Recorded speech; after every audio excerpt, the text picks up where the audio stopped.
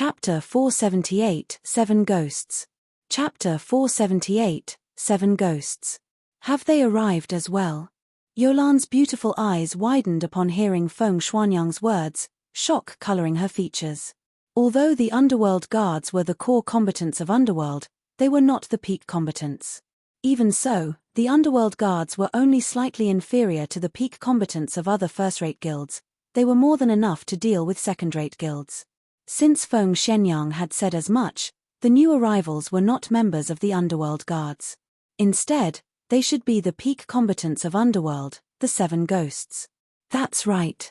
To eliminate Zero Wing quickly and ensure that we obtain White River City, upper management has sent us 2 ghosts. With the 2 of them, Black Flame's good fortune will come to an end, Feng Xuanyang laughed. Since 2 of the 7 ghosts have arrived, Black Flame's hunting spree will no longer be an issue.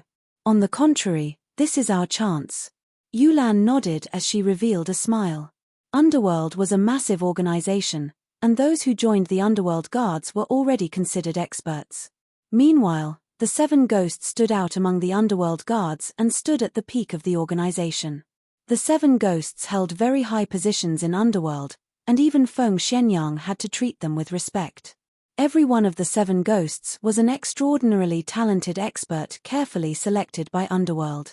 Moreover, they had received Underworld's unreserved nurturing and hell-like training. Their strength had long since surpassed the realm of ordinary humans. If several ghosts worked together, even an expert like Summer Sunshine would be helpless.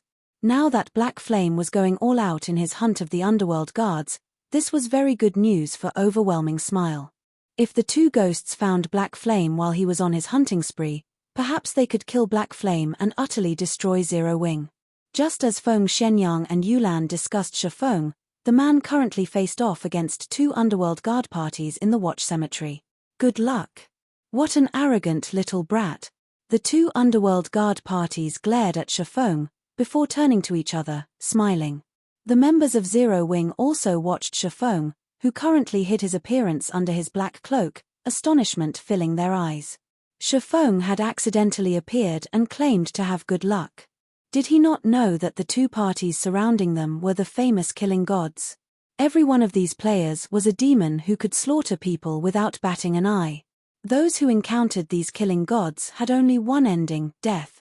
We have to hold our ground. Our guild's Tier 1 experts are almost here. We'll be saved as long as we hold on for a little longer, the leader of Zero Wing's team said, gritting his teeth. A thread of hope appeared in the eyes of Zero Wing's members. When they looked at the 2 Underworld Guard parties surrounding them, their gazes burned with fighting spirit. Oh, you guys must have a death wish. Old Six, you deal with these guys. I'll deal with the new brat, a youthful-looking level 26 swordsman named 5th Ghost ordered with a deep voice. The youth was tall and robust, and he was currently garbed in golden battle armor. Brother 5, you're too cunning. This is the first expert we've found after such a long hunt, yet you're sending me to deal with the trash while you steal the expert for yourself, the level 26 berserker named 6th Ghost complained. That brat is a swordsman. I'm also a swordsman, while you're just a berserker. Naturally, I should deal with him. If we meet a berserker, you'll deal with them. Deal? 5th Ghost laughed. The berserker named 6th Ghost could only nod in response. He then looked towards the Underworld Guards, saying, leave these people to me. You guys only need to prevent them from escaping. Yes, the Underworld Guards immediately took up their formation. However, when Zero Wing's members heard that the man named 6th Ghost intended to deal with them alone, they rejoiced. Each side had about the same number of players. If the enemy faced them as a team, they stood no chance. If only one person attacked, however, they could probably kill that player and escape. We'll charge together. After we get rid of him, we can take the opportunity to break through the encirclement, the ranger team leader whispered. At this moment, when Shifeng saw 6th Ghost approach the group, he suddenly said, no, you guys aren't his match. In a moment, run in the opposite direction. Elementalists, use ice walls and frozen circles while I hold them back. Zero Wing's elite team was strong enough that they had a good chance of defeating any ordinary expert. However, the berserker before them was not an ordinary player. The killing intent and pressure he radiated did not belong to an ordinary expert, so much so that even Shifeng sensed danger from the berserker. Moreover, when Shifeng used omniscient eyes to inspect everyone's data, Sixth Ghost's data surprised him. The berserker named Sixth Ghost was actually a Tier 1 class. This was the first time Shifeng had encountered a Tier 1 class belonging to another guild. The swordsman named Fifth Ghost was also a Tier 1 class. Judging from the respectful attitudes the Underworld Guard parties showed these two players, Shifeng guessed that the two were not ordinary characters. They were definitely high up in Underworld. Originally, Shifeng intended to hunt down Underworld Guards. Now, however, rather of hunting a cat, he had found a tiger. Thank you for the warning. However, we are the elites of Zero Wing. Even if he is powerful, he can't take us down easily if we work together, the Ranger team leader said confidently. However, before the Ranger could finish his words, Sixth Ghost had used charge, leaving only an afterimage behind him. In the blink of an eye, Sixth Ghost arrived before Zero Wing's battle-ready shield warrior. He then activated Cleave and slashed his saber down on the shield warrior. Just as this shield warrior was about to block the attack with his shield, Sixth Ghost's saber suddenly vanished. The saber instantly reappeared in the shield warrior's blind spot and struck its target, sending the shield warrior flying backward. A damage of over -2,600 points appeared above the shield warrior's head, reducing his HP by more than half. The entire process was as smooth as flowing water. None of the surrounding Zero Wing members had reacted to Sixth Ghost's attack. They could only watch as their MT was sent flying. Sixth Ghost's damage shocked Zero Wing's elites. None of them could believe that a berserker could actually deal over -2,600 damage to a shield warrior. However, Sixth Ghost was not done with the shield warrior. Twisting his feet slightly, Sixth Ghost transformed into an afterimage as he weaved through the crowd of players. He arrived behind the still airborne shield warrior and sent out another slash. Nobody had ever expected a berserker to be so agile. Although the entire process seemed slow, in reality, everything had happened in an instant. Just as Sixth Ghost's saber was about to strike the shield warrior's back and end his life, Sixth Ghost suddenly spun and used Whirlwind Slash. Peng! Dazzling sparks scattered around him. Sixth Ghost's battle saber collided with a pitch-black sword. Meanwhile, the owner of this sword was none other than the mysterious newcomer Shifeng. Brat, you sure are in a hurry to die. Sixth Ghost licked his lips, a hint of excitement appearing in his eyes as he smiled at Shifeng. Since you can attack soundlessly, you should have also reached that realm. If not for his many years of combat experience and his senses picking up on Shifeng's faint killing intent, he would not have detected Shifeng's attack. Fortunately, he sensed the attack at the very last moment and instinctively used Whirlwind Slash. Otherwise, Shifeng's attack would have been successful. Other than his sparring sessions with the other ghosts, this was the first time he had encountered such a situation. Chapter 479, Triple Cut. Chapter 479, Triple Cut. Saber and sword intersected, scattering sparks. Following which, Sixth Ghost and Shifeng exchanged moves continuously. Both Shifeng and Sixth Ghost possessed frightening strength, the ground beneath them cracking under the pressure. Surprisingly, neither expert had actually taken a single step back. However, it was a different story for the players' watch from the sidelines. Due to the resulting impact from the weapon's collision, the spectators were forced to retreat. They are so powerful. Even from this distance, I can feel how intense the impact is. No wonder Little Horse was sent flying, the Ranger team leader muttered as he watched the scene before him. Fear filled his gaze as he watched Sixth Ghost. Since he had started playing God's Domain, this was the first time he had seen a player with such ferocious strength. It was simply terrifying. However, the fact that Shifeng could contend with such a monster was just as astounding. At this moment, the Tier 1 swordsman, Fifth Ghost, gaped at the two combatants with utter disbelief. Just who is that? He can compete with old Six's strength. Fifth Ghost's gaze sharpened as he began to watch Shifeng carefully. In terms of strength, a Tier 1 berserker was definitely the strongest of all the classes. Moreover, Fifth Ghost knew how Sixth Ghost had allocated his free attribute points. They had all gone into his strength.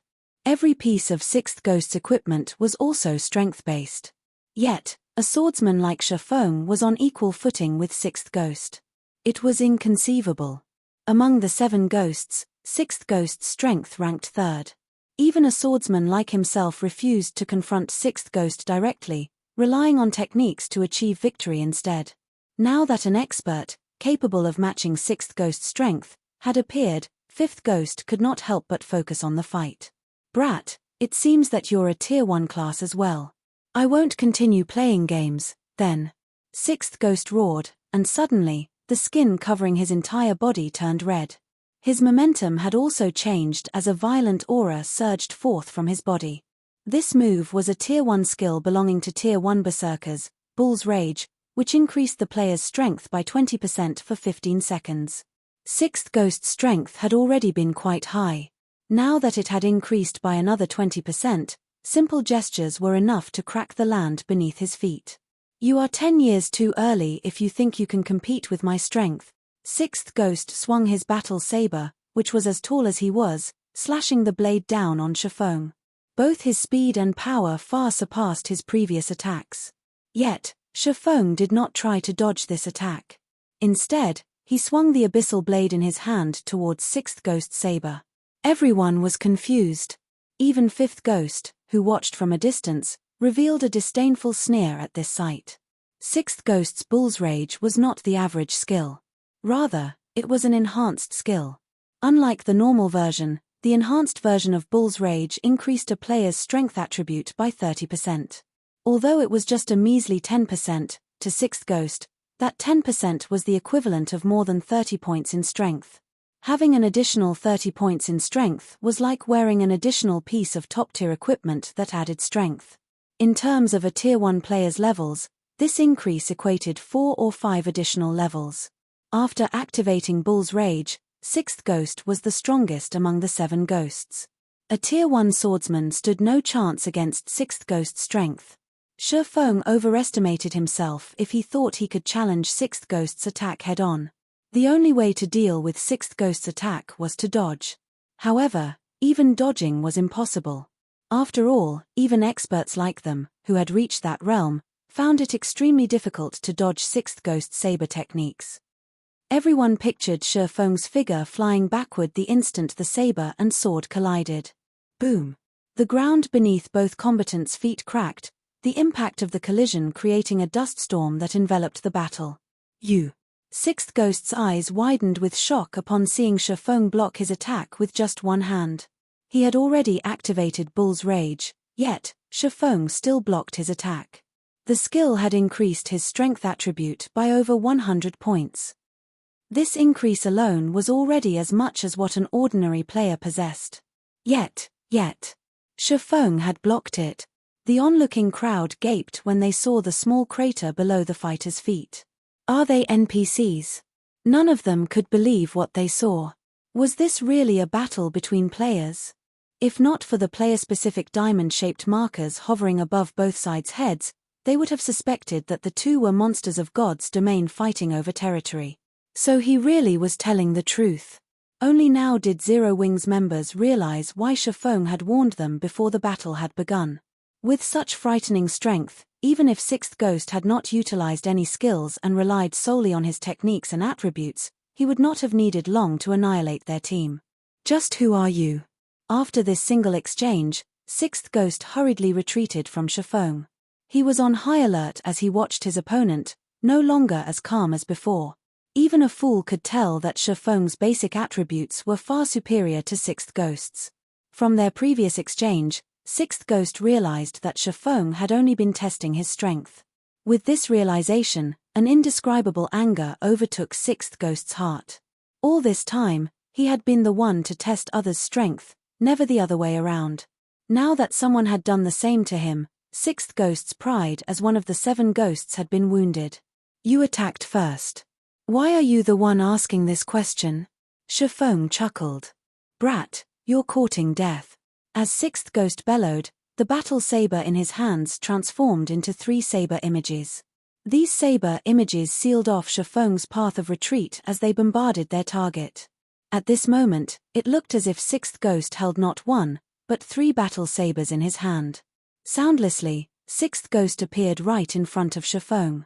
Hand-to-hand combat relied on 2 things: attributes and techniques.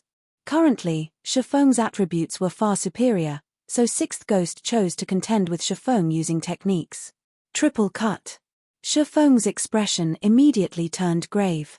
Immediately, he brandished the abyssal blade, meeting the oncoming attacks. Triple cut was a more advanced technique compared to second acceleration. Second acceleration was a technique used to fool the enemy's eyes and attack the blind spot. However, triple cut was an advanced attack technique that relied on the body's center of gravity to focus all power into a single point. The attack was extremely fast, to the point that others would see 3 weapons instead of 1. In reality, these were only after images. Dang! Dang! Dang! The sound of metal clashing echoed through the air. For a time, the area between 6th Ghost and Shifeng had become a whirlwind of blades. The constant and deafening clangs of metal on metal made everyone's ears ring. However, when they looked at the battlefield, they failed to see any collision between weapons. Such a powerful triple cut. Although Shifeng had not received any damage, he struggled to defend against 6th Ghost's attacks with the abyssal blade. Even though he was significantly faster than 6th Ghost, he could do nothing but defend himself. This was the first time Shifeng was at a disadvantage against a berserker in a contest of speed. Shifeng had to admit that an advanced attack technique could increase a player's combat power significantly. Fortunately, he was quite a bit faster than 6th Ghost. He had also already entered the refinement realm. He could perceive both attacks and dodging maneuvers meticulously. Otherwise, he would have already died under 6th Ghost's triple cut. However, although Shifeng struggled to cope with the attacks, 6th Ghost was not having an easy time, either. Even after using Bull's Rage, every time he crossed blades with Shifeng, he could feel his hands tremble from the resulting impact. His HP had even begun to fall slowly with each consecutive impact. Although it was only a very tiny amount, after a long period, his HP would eventually vanish. "Old Six, I'll help you." Suddenly, 5th Ghost's figure appeared behind Shifeng. Immediately, he used triple cut with his 2 swords, aiming for Shifeng's back. Chapter 480, Stepping into the Second Phase. Chapter 480, Stepping into the Second Phase. 5th Ghost was a Tier 1 swordsman.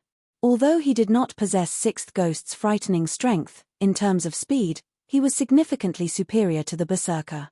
In particular, 5th Ghost's control over his center of gravity when using the advanced attack technique triple cut surpassed 6th Ghost's. In addition, 5th Ghost had used Wind Blade, increasing his speed significantly. At this moment, one could even vaguely see a 4th afterimage of his sword. Presently, Shifeng had already focused all his power into defending against 6th Ghost's attack. He simply had no time to consider 5th Ghost. When 5th Ghost saw his sword piercing Shifeng's chest, a sinister smile appeared on his face. "Brat, although your strength is quite good, you are still 10 years too early if you think you can fight against us 7 ghosts. Brother 5, be careful." 6th Ghost suddenly shouted in panic when he saw 5th Ghost's delighted appearance. "Huh!" 5th Ghost immediately sensed that something was wrong because his instincts were telling him right here and now that he had already arrived at death's door. He then realized the sensation he felt with his hand when his sword stabbed into Shifeng was as if he had just pierced through air. Suddenly, he felt goosebumps rising all over his body. He immediately activated his life-saving skill, Defensive Blade, and abruptly leaped forward. However, he was still a step too slow. Hooah! Hooah! Hooah! At the same time as he activated Defensive Blade, 5th Ghost felt chilling sword auras striking at his back. These piercing sword auras were the attacks Shifeng had launched at 5th Ghost upon arriving behind the latter using silent steps. If 5th Ghost had not activated Defensive Blade at the first sign of danger, allowing him to negate several instances of damage, he would have become a corpse by now. Just who are these people? Shifeng knitted his brows slightly. Shifeng found it truly hard to believe that such experts would actually appear in Underworld. He had also never heard of such experts in his previous life. After using silent steps, he had swung the abyssal blade immediately. At such a short distance, as well as with the element of surprise, experts of the same level definitely would not be able to react in time. Yet, Fifth Ghost actually managed to activate Defensive Blade and leap forward before the Abyssal Blade landed on his body. Furthermore, from the attack Fifth Ghost had sent out before, Shifeng could clearly perceive just how powerful Fifth Ghost was. When Sixth Ghost used Triple Cut, he was able to apply the technique only to a normal attack. He could not use the technique with a skill. On the other hand, Fifth Ghost was able to integrate Triple Cut together with a skill. In fast-paced close combat like this, other than some special skills like silent steps and instantaneous movement, the difficulty of using attack skills in battle was extremely high. Such attack skills simply had too long a cast time and required one to go through fixed motions before the skill could be activated. The speed of using an attack skill was simply incomparable to the speed of a normal attack. Moreover, even if one was highly proficient with a skill and could activate it very quickly, excessive speed could easily result in distortions in the motions and, consequently, a drop in completion rate, rendering the skill practically useless. Hence, the fact that Fifth Ghost was able to integrate an attack skill into the battle was something extremely difficult to achieve. Performing such a feat was no longer something feasible for ordinary men. Even Shifeng's current self would not be able to do so. Moreover, Shifeng had clearly been the one to attack first, yet he was still a step behind Fifth Ghost. This situation reminded Shifeng of Soaring Snake's godlike reaction speed. Fifth Ghost might be similar to Soaring Snake, both of them possessing a reaction speed of less than 0.1 second. Shifeng estimated Fifth Ghost's reaction speed at around 0.7 second. However, it was obvious that Fifth Ghost was more proficient at utilizing his reaction speed to his advantage. Originally, Shifeng had thought of following up his victory with a hot pursuit. However, upon noticing Sixth Ghost charging at him, he had no choice but to shift his focus. Brat, not bad. Not only are your attributes so overpowered, you actually possess that sort of skill as well. You very nearly did me in just now. However, you will no longer get another chance like that. After regaining his composure, Fifth Ghost turned around to look at Shifeng, a hint of greed flashing across his eyes. He then took out a bottle of Haunted and drank it. Every piece of equipment they had on them was top tier. Yet, Shifeng had still managed to overwhelm them with his attributes. This showed that Shifeng's equipment was a cut above theirs. If they could kill Shifeng and obtain his equipment, it would definitely allow their combat power to rise to the next level. In a 2-on-1 situation, Shifeng no longer held back as he used Purgatory power, increasing his attack speed by 100%. He then used Void Steps, vanishing from everyone's eyes. He disappeared. Sixth Ghost was stunned. Before he could figure out what was going on, he suddenly discovered that Shifeng had already appeared directly beside him, the Abyssal Blade mere centimeters from his neck. Sixth Ghost hastily bent his body away with all his might. However, he was still too late as a fountain of blood sprayed out from his neck, a critical damage of over -3,000 points appearing above his head. From this attack alone, Sixth Ghost had lost more than half of his HP. Immediately after, Shifeng followed up with another strike. One more hit was all he needed to finish off Sixth Ghost. However, Fifth Ghost's sword was already curving towards Shifeng. Moreover, Sixth Ghost was now aware of the danger, his saber moving to greet Shifeng's sword. In this situation, Shifeng had no choice but to break off his attack. He then used Void Steps once more and disappeared from everyone's sight. So you're Black Flame. However, if you think you can rely on this footwork to defeat us, think again. Before coming to the Watch Cemetery, Fifth Ghost had already received information on Black Flame from Yulan. He had also watched the battle between Black Flame and Summer Sunshine, so Shifeng's Void Steps was still fresh in his mind. Now that he was seeing the footwork in action, he determined Shifeng's identity right away. Then, Fifth Ghost abruptly changed his sword's trajectory, swinging the weapon at the empty air beside him. Fifth Ghost's action confused the spectators. They could not understand what the swordsman was trying to achieve with this action. In the next instant, however, everyone immediately received an answer to their questions when Shifeng suddenly appeared in the path of Fifth Ghost's sword. At this moment, Shifeng was using the Abyssal Blade to defend against Fifth Ghost's attack. His adapted to void steps already? Shifeng was slightly surprised. Shifeng knew full well that void steps was not an invincible technique. Although the footwork could force others to ignore his own presence, making it seem as if he had vanished from thin air, someone who had undergone special training could still catch him once they let their eyes adapt to the technique. There was nothing strange in people like Fifth Ghost and Sixth Ghost being able to perform such a feat. However, the speed with which Fifth Ghost managed to adapt to the technique still exceeded Shifeng's expectations. During Shifeng's moment of surprise, Sixth Ghost had also slashed his saber at Shifeng's back, forming a pincer attack around Shifeng. Left with no other choice, Shifeng activated Windwalk as well as Void Steps to retreat. Although the two ghosts had adapted themselves to Void Steps, there was still a brief moment of delay before their eyes could locate Shifeng.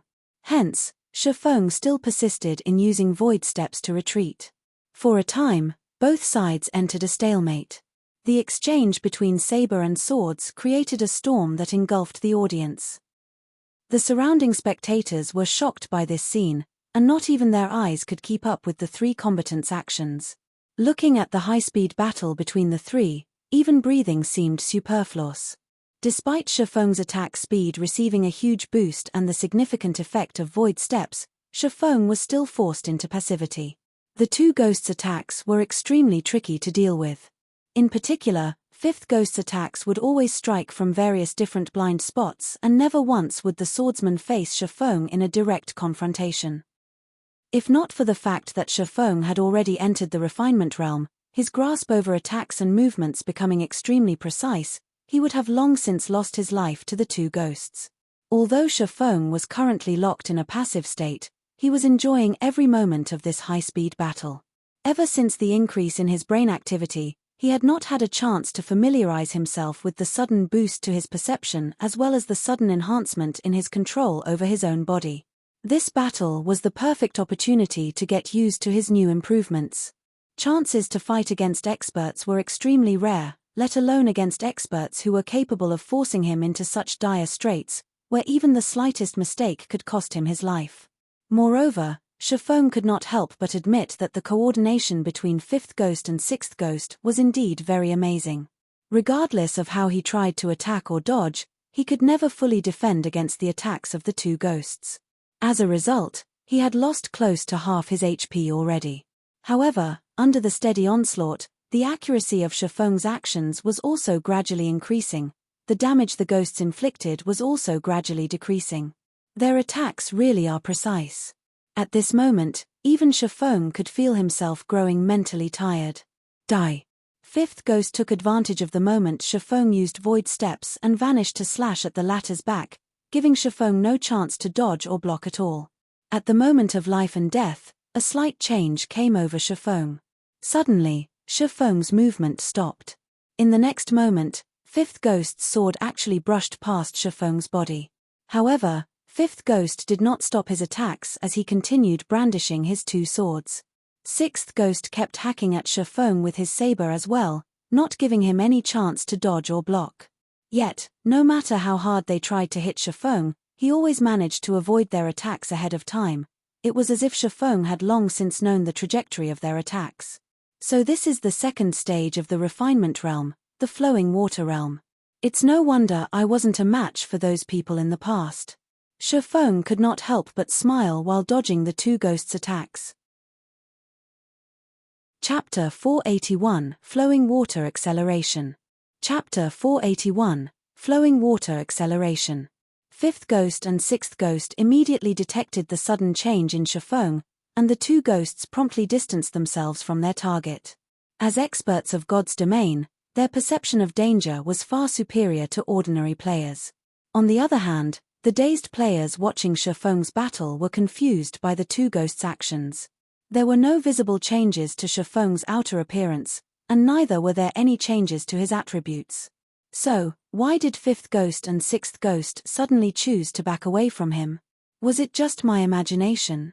Fifth Ghost somewhat doubted his own senses. He could not understand why Shifeng would suddenly undergo such a drastic change. Originally, the pressure Fifth Ghost felt from Shifeng was that of a tiger.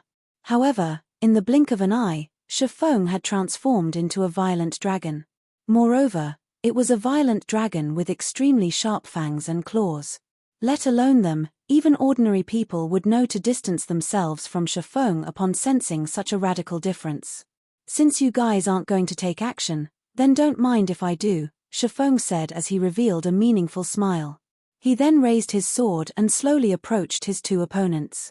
The refinement realm could be said to be what differentiated a true top-tier expert from an ordinary expert. As for players who set foot into the refinement realm, not one of them was not an expert who could single-handedly turn the tides of a battle. Once players entered the refinement realm, they would be able to exert the minimum amount of strength to achieve the maximum effect. This was especially notable when players were attacking or dodging. Despite the opponent's speed greatly surpassing their own, players in the refinement realm could easily dodge their opponent's attack using the simplest of movements. Not only could they dodge with greater efficiency, but they could also take the opportunity to better detect their enemy's weaknesses, to give their enemy a fatal blow. Due to this reason, the refinement realm became the dividing line for true experts. Meanwhile, there was an even higher realm above refinement, and that was the flowing water realm. Through detailed observation of the opponent, players could place themselves in their opponent's position in order to understand their opponent's every action. They could then anticipate their opponent's next action, or even multiple subsequent actions, and make the most appropriate response. In other words, before their opponent had even taken action, players in the flowing water realm could have already known what their opponents were going to do next and carried out appropriate countermeasures. Compared to responding only after the opponent had begun taking action, players would have a lot more time to react and perform swifter and more precise actions. Hence, for Shifeng, who had already seen through the coordinated attacks of 5th Ghost and 6th Ghost, it was very easy for him to dodge and react to his two opponents' attacks. When Shifeng slowly approached 5th Ghost and 6th Ghost, the two ghosts unconsciously began backing away as well. Looking at this scene where one side was advancing while the other was retreating, the surrounding spectators were stupefied. In particular, the underworld guards' jaws nearly fell to the ground upon witnessing this scene. The 7 ghosts were underworld's most formidable weapons. Yet, the two ghosts before them were actually displaying cowardice right now. How could this be any more inconceivable? Meanwhile, Shifeng also wore a helpless expression on his face as he took in this situation. He promptly fished a bottle of Haunted from his bag and drank it. He then used Wind Blade on 5th Ghost, his body transforming into an afterimage. In the blink of an eye, Shifeng appeared in front of 5th Ghost and swung the abyssal blade at the other swordsman. Shifeng's slash was unimaginably fast. The spectating crowd only saw a flash of black light. They could not make out Shifeng's sword at all. So fast. 5th Ghost was greatly alarmed. It was definitely impossible for him to dodge Shifeng's attack. However, with his godlike reaction speed, 5th Ghost still managed to react before Shifeng's sword landed on his body, instinctively using triple cut to block this fleeting sword. Dang! Sparks scattered into the surroundings. At the moment of imminent peril, 5th Ghost succeeded in blocking Shifeng's attack with the sword in his hand. As a result of the impact, however, 5th Ghost was forced to retreat numerous steps before he could stabilize his body. His entire hand also numbed from the impact. How could this be? This is triple cut. 5th Ghost and 6th Ghost both looked at Shifeng with horror-filled expressions, as they were extremely familiar with Shifeng's previous attack. Triple cut was an advanced technique that they had trained in bitterly in order to grasp. At this moment, however, Shifeng had actually effortlessly used that technique against them. How could they not be shocked? So there's such an effect as well. Shifeng looked at the abyssal blade in his hand, similarly surprised. Just now, he had taken advantage of the pressure 5th Ghost and 6th Ghost had placed on him to enter the flowing water realm. However, he had not expected that, after he entered the flowing water realm, his attack would also receive such a boost. Originally, he had relied on eliminating excess actions in order to increase the speed of his attacks. At this moment, however, maybe because his control over his body had received a huge improvement, the instant he attacked, he was able to apply all his physical power into that single slash. As a result, not only were there no excess movements in his attack, but his attack had also received a huge acceleration, which allowed his sword to reach its maximum speed in the shortest amount of time possible. Taking fifth ghost as example, if the initial acceleration of fifth ghost sword was counted as 100 and his sword's maximum speed as 20, then from the moment he started swinging his sword, he would need 0.2 seconds for his sword reach its maximum speed. As for Shifeng, his current initial acceleration would be 200. If his maximum speed was similarly 20, then he required only 0.1 second to reach his maximum speed. Hence, his sword could reach his target much faster than fifth ghost's. However, this was assuming both sides possessed the same maximum speed. In reality, as Shifeng's attributes were much higher, his maximum speed was a lot higher than fifth ghost's and sixth ghost's. Thinking up to this point, Shifeng could not help but grow excited. Hoping to find the feeling from before, Shifeng stepped forward and launched a fierce assault on fifth ghost once more. Streaks of black light suddenly appeared before promptly disappearing. Fifth ghost was forced to go all out to defend against the attacks. However, no matter how hard he tried to defend himself, the attacks were simply too overwhelming, forcing him into a constant retreat. Seeing this situation, sixth ghost hurriedly charged forward to aid his companion. Immediately, he used triple cut, slashing his saber at Shifeng's back. Originally, with Shifeng's speed, it had simply been impossible for him to block the attack. However, sixth ghost suddenly saw a streak of black light emerge behind Shifeng, the black light deflecting his attack completely. Just what is going on here? Sixth ghost looked at Shifeng's calm expression in abject horror. At the beginning of the fight, Shifeng had been desperately trying to defend against his saber. Now, however, Shifeng could effortlessly block his attacks without even turning his head around. During the brief moment sixth ghost was in a daze, a streak of black light penetrated fifth ghost's defenses, piercing right through the swordsman's heart. A critical damage of over -3,000 points promptly appeared above his head as the massive impact sent his body flying backwards. Because of the impact, fifth ghost's defense crumbled, allowing several more streaks of black light to land on his body. In the blink of an eye, fifth ghost's HP reached 0. At fifth ghost's death, the equipment on his body and the items in his bag dropped and scattered across the ground around him. This scene stupefied everyone present. How was the thing in Shifeng's hand a sword? That was practically a laser gun. With just a few shots, fifth ghost died without even being able to resist. Only now did sixth ghost finally react. Although he wished to help, he was already too late. Right then, Shifeng used void steps and disappeared once more. Don't think that you can easily do me in. Sixth ghost bellowed as he used whirlwind slash, sweeping his battle saber around himself. In the next moment, however, a streak of black light shot at sixth ghost's weapon. Boom! Sixth ghost's battle saber was abruptly stopped cold. Immediately after, another streak of black light pierced sixth ghost's body, instantly ending the berserker's life. Once more, equipment and items were scattered across the ground. The members of the underworld guards shivered and paled at the sight of fifth ghost's and sixth ghost's bodies lying on the ground. They promptly turned around and fled. As underworld guards, they knew full well just how powerful the two ghosts were. Working together, the two of them could easily annihilate 4 or 5 underworld guard parties. Meanwhile, the fact that Shifeng succeeded in defeating the two ghosts all by himself showed that he was also fully capable of annihilating their two parties. If they did not escape, only death awaited them. Want to escape? Too late. Shifeng immediately changed the aura of space to the aura of wind, increasing his movement speed greatly.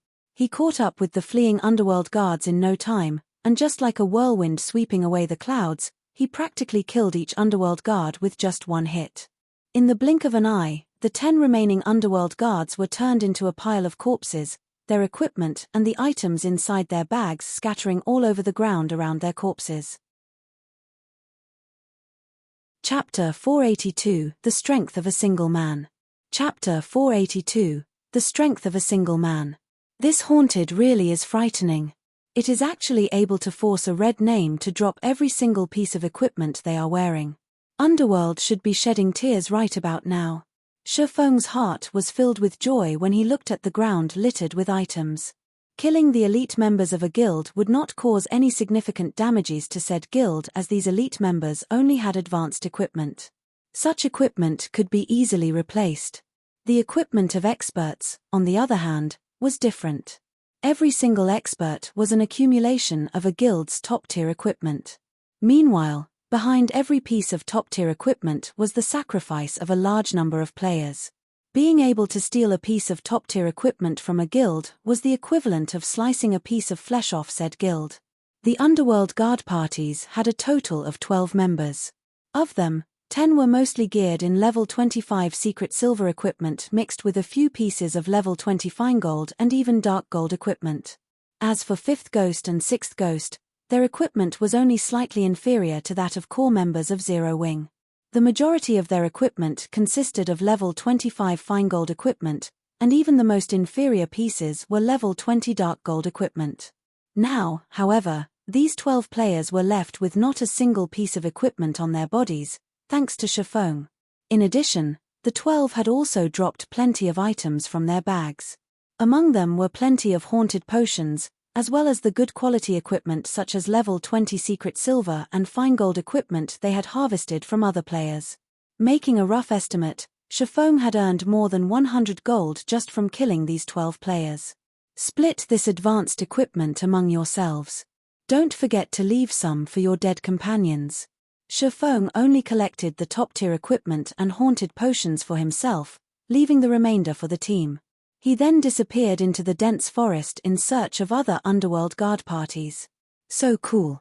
Is that person really our guild leader? A female summoner asked as she watched Shifeng's departing figure, her gaze carrying a seductive charm. It should be. Before, when that person named him Black Flame, he did not deny it. Moreover, he has even willingly left behind so much good equipment for us. Other than our guild leader, I doubt there would be anybody who would do such a thing. The ranger team leader nodded in reply, his heart filled with an indescribable sense of excitement. It really is great to be a member of Zero Wing, the others could not help but exclaim. Despite the ongoing war between Zero Wing and Overwhelming Smile, as the leader of a guild, Shifeng had actually taken the initiative to enter such a dangerous location all by himself. He had even rushed to their rescue at the first sign of trouble. With such a guild leader, even if they fell back to level 0 as a result of battling Overwhelming Smile, they would still do so willingly. Although guild leader has left all this good equipment to us, I suggest that after we set aside several pieces for those who died, we should place the remainder in the guild's warehouse. Now that we are waging a war against Overwhelming Smile, the guild's expenditure is very large. We can't take advantage of the guild at such a crucial period, the ranger said. The others promptly nodded in agreement. Currently, Shifeng was searching for treasure chests in the Watch Cemetery while waiting for Space Movement's cooldown to end and news to appear in the guild channel. Space Movement had a 5-minute cooldown. As he did not wish to waste time during this period, he had started hunting for treasure. Shifeng could not be more familiar with the Watch Cemetery. He had visited this place many times in search of treasure in his previous life. Moreover, in the past, many treasure chest locations had been published on the official forums. Back then, as treasure chests that had already been found would not reappear at the same location, nobody actually cared about keeping these locations a secret. Instead, they actively publicized and showed off their discoveries. As a result, their actions would now benefit Shifeng. There were plenty of secrets in God's domain. In reality, Shifeng had just taken a casual glance at these treasure chest locations back then. He had not paid any particular attention to them. Even if his memory was very good, he could only vaguely remember these locations now. After all, nobody knew that they would reincarnate into their past lives. However, due to the improvement of Shifeng's brain activity, even his memory had received a huge boost. The things he could only vaguely remember before were now as clear as the sun at noon to him. Hence, his search for treasure chests became a very easy task. It was as if he was looking at a treasure map while treasure hunting. After just a brief search, Shifeng had already discovered a bronze treasure chest, obtaining more than 3 silver coins and a level 25 mysterious iron weapon from it. The number of treasure chests in this area is too little while the number of players is too high. Many of the treasure chests should have already been discovered by someone else. It seems that I can only try my luck somewhere else, Shifeng muttered as he collected the items inside the bronze treasure chest. Currently, level 25 mysterious iron weapons were still in high demand. He then took a look at the system map. As I recall, there should be plenty of high-quality treasure chests located in the inner regions of the Watch Cemetery. Following which, Shifeng dashed directly towards the inner region of the Watch Cemetery. For a couple of hours, Shifeng searched for treasure while killing any underworld guard parties that dared show themselves. During this period, Shifeng had opened more than 30 treasure chests. Among them, 14 were bronze treasure chests, 16 were mysterious iron treasure chests, and 6 were secret silver treasure chests. He had also killed 11 underworld guard parties. Overall, he had gained a frightening harvest. Although these underworld guard parties did not have experts like 5th Ghost and 6th Ghost, they still contributed plenty of top-tier equipment to Shifeng's harvest. After all, these underworld guards normally killed many players, so they had accumulated quite a lot of good stuff, both on their bodies and in their bags. Now, however, all these items belonged to Shifeng. In other words, these underworld guards had just carried out free labor for Shifeng. Just the number of top-tier equipment Shifeng obtained exceeded 100 pieces, not to mention advanced equipment. Shifeng's harvest had instantly made up for much of the losses Zero Wing suffered before. Inside the guild residence of Overwhelming Smile, 5th Ghost and 6th Ghost died. How is this possible? Feng Xuanyang's eyes widened in shock upon reading the report he just received. He could not at all accept this matter as real. 5th Ghost and 6th Ghost were Underworld's most formidable weapons. Now, not only had both of them lost all their equipment, but they could not even log back into the game right now. Just how was he supposed to report this incident to the higher-ups? This black flame is simply too vicious. Seated to the side, Yulan, who was garbed in a set of alluring purple robes that placed her exquisite figure on full display, knitted her brows tightly, a gloomy expression currently on her face. Contrary to expectations, Yulan was not particularly concerned about this piece of news. Compared to 5th Ghost's and 6th Ghost's deaths, she was more concerned about the number of deaths in the Underworld Guard parties. Currently, statistics showed that more than 80 Underworld Guards had already died. As of this time, Underworld had sent over 200 Underworld Guards to Overwhelming Smile and close to half had died. Practically all the Underworld Guard parties posted at the Watch Cemetery were dead by now. This loss was already well over the limit they could endure. Even if they emptied Overwhelming Smile's entire guild warehouse, they would not be able to make up for the loss in top-tier and advanced equipment.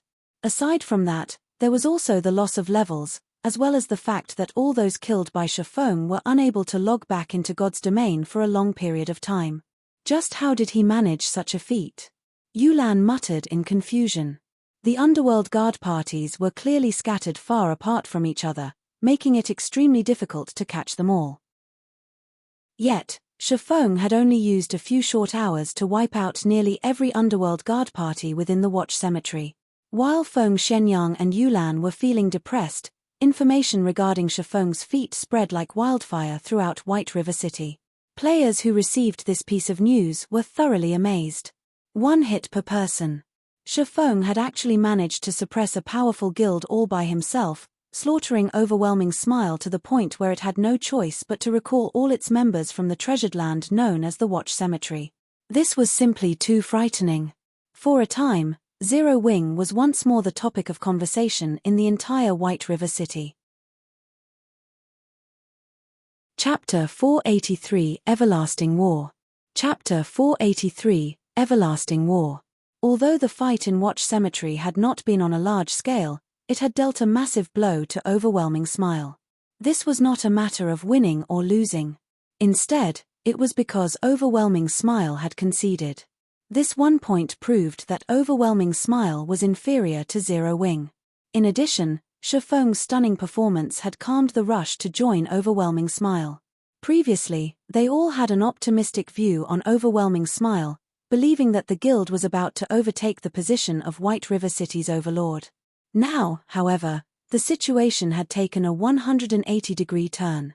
Needing only 1 hit per person, Shifeng had wiped out all of Overwhelming Smile's experts within the Watch Cemetery.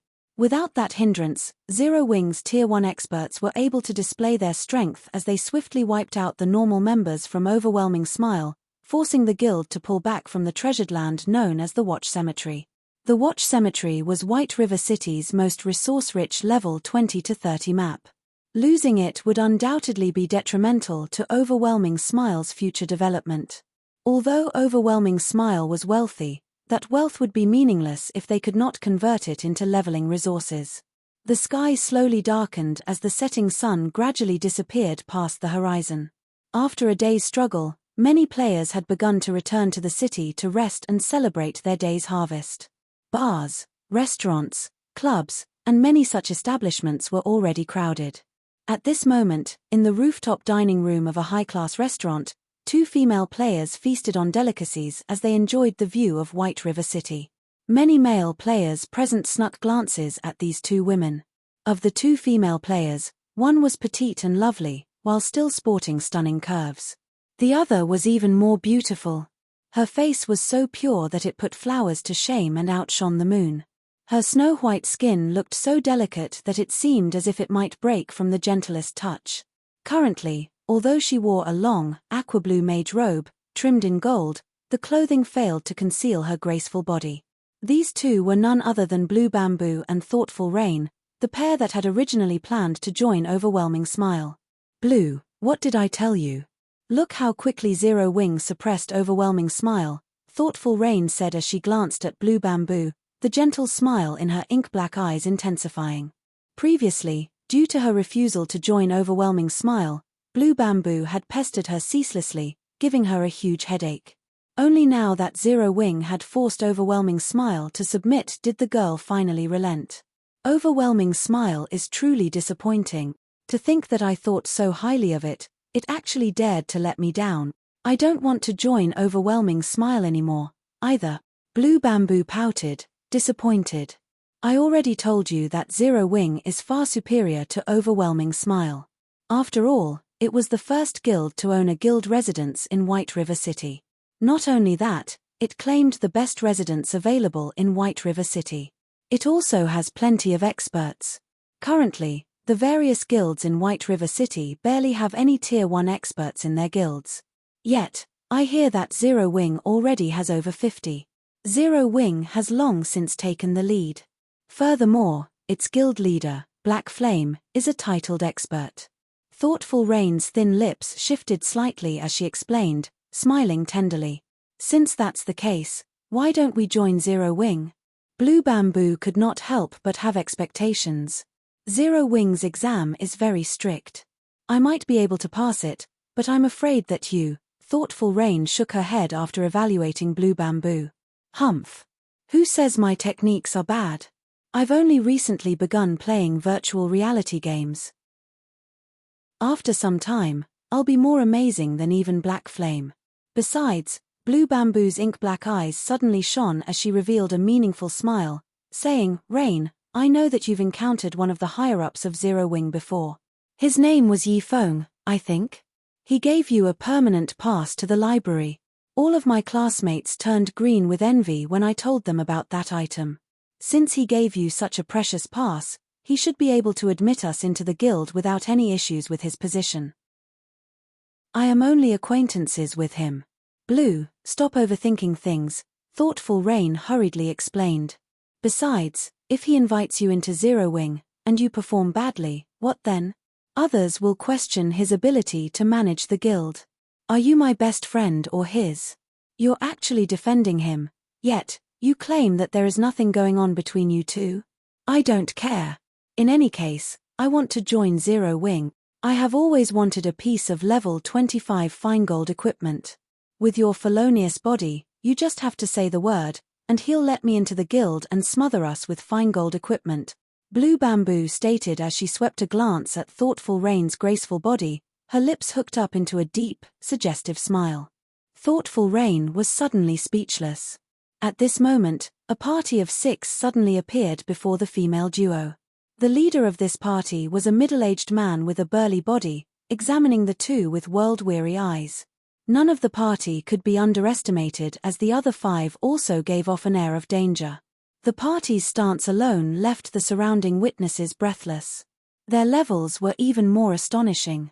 Of these 6, the lowest leveled player was level 26, while the leading middle-aged man was a level 27 Guardian Knight. "Excuse me, ladies, I couldn't help but overhear that the both of you are familiar with the higher-ups of Zero Wing. I wonder if you can introduce us to them? If you do, this level 25 Morning Dew staff will be yours," the leading middle-aged man said, smiling warmly. He then retrieved a 2-handed staff made of pure white jade from his bag, placing the weapon on the table. Red gemstones were inlaid in the staff, and with a glance, it was obvious that the staff was no ordinary weapon. "Whoa! This is a secret silver staff. Its attributes are awesome." Blue Bamboo was immediately mesmerized by the Morning Dew staff. She then turned to thoughtful Rain, saying, "Rain, we're heading over to Zero Wing anyway, so why don't we take them with us?" "I don't know. Why do you want to meet Zero Wing's higher-ups?" Thoughtful Rain only swept a glance over the Morning Dew staff before shifting her gaze back to the middle-aged man. She was no fool. Since they had offered a level 25 secret silver weapon as a token of appreciation, then they were definitely plotting something. She would not be a proper friend if she abruptly contacted Yi Feng without knowing their intentions. "Miss, please don't misunderstand. My name is Everlasting War. We seek the higher-ups of Zero Wing purely with the intention of conducting trade. This trade will only benefit, not harm, Zero Wing, so you can rest assured. If we really wanted to cause trouble for Zero Wing, we would have already done so. We wouldn't have to go through this much trouble," the middle-aged man explained. "All right, then. I'll contact him for you, but it will be up to him whether or not he meets with you." Thoughtful Rain nodded in agreement, feeling that Everlasting War's words sounded reasonable. Following which, Thoughtful Rain called up her friends list and contacted Yi Feng. Chapter 484, King. Chapter 484, King. Currently, Shi Feng carefully scoured one of the dark, quiet tombs in Watch Cemetery's core region. While he explored, Shi Feng had received news from Aqua Rose about Overwhelming Smile withdrawing from the competition over the Watch Cemetery and shifting its focus to several other level 20 maps with fewer resources. The members of Overwhelming Smile had also begun to keep a low profile. With the threat of Overwhelming Smile gone, Shi Feng decided to transverse deep into Watch Cemetery's core. The tomb he currently explored was unique. It was a resting place for royalty. It was also known as a king's tomb. Locating this particular tomb had not been easy. As it had been built to prevent grave robbers from plundering the valuables buried with the dead, this place had been carefully hidden. It had been built inside a cave under a steep cliff. After its construction, the original path used to travel to this place had been destroyed.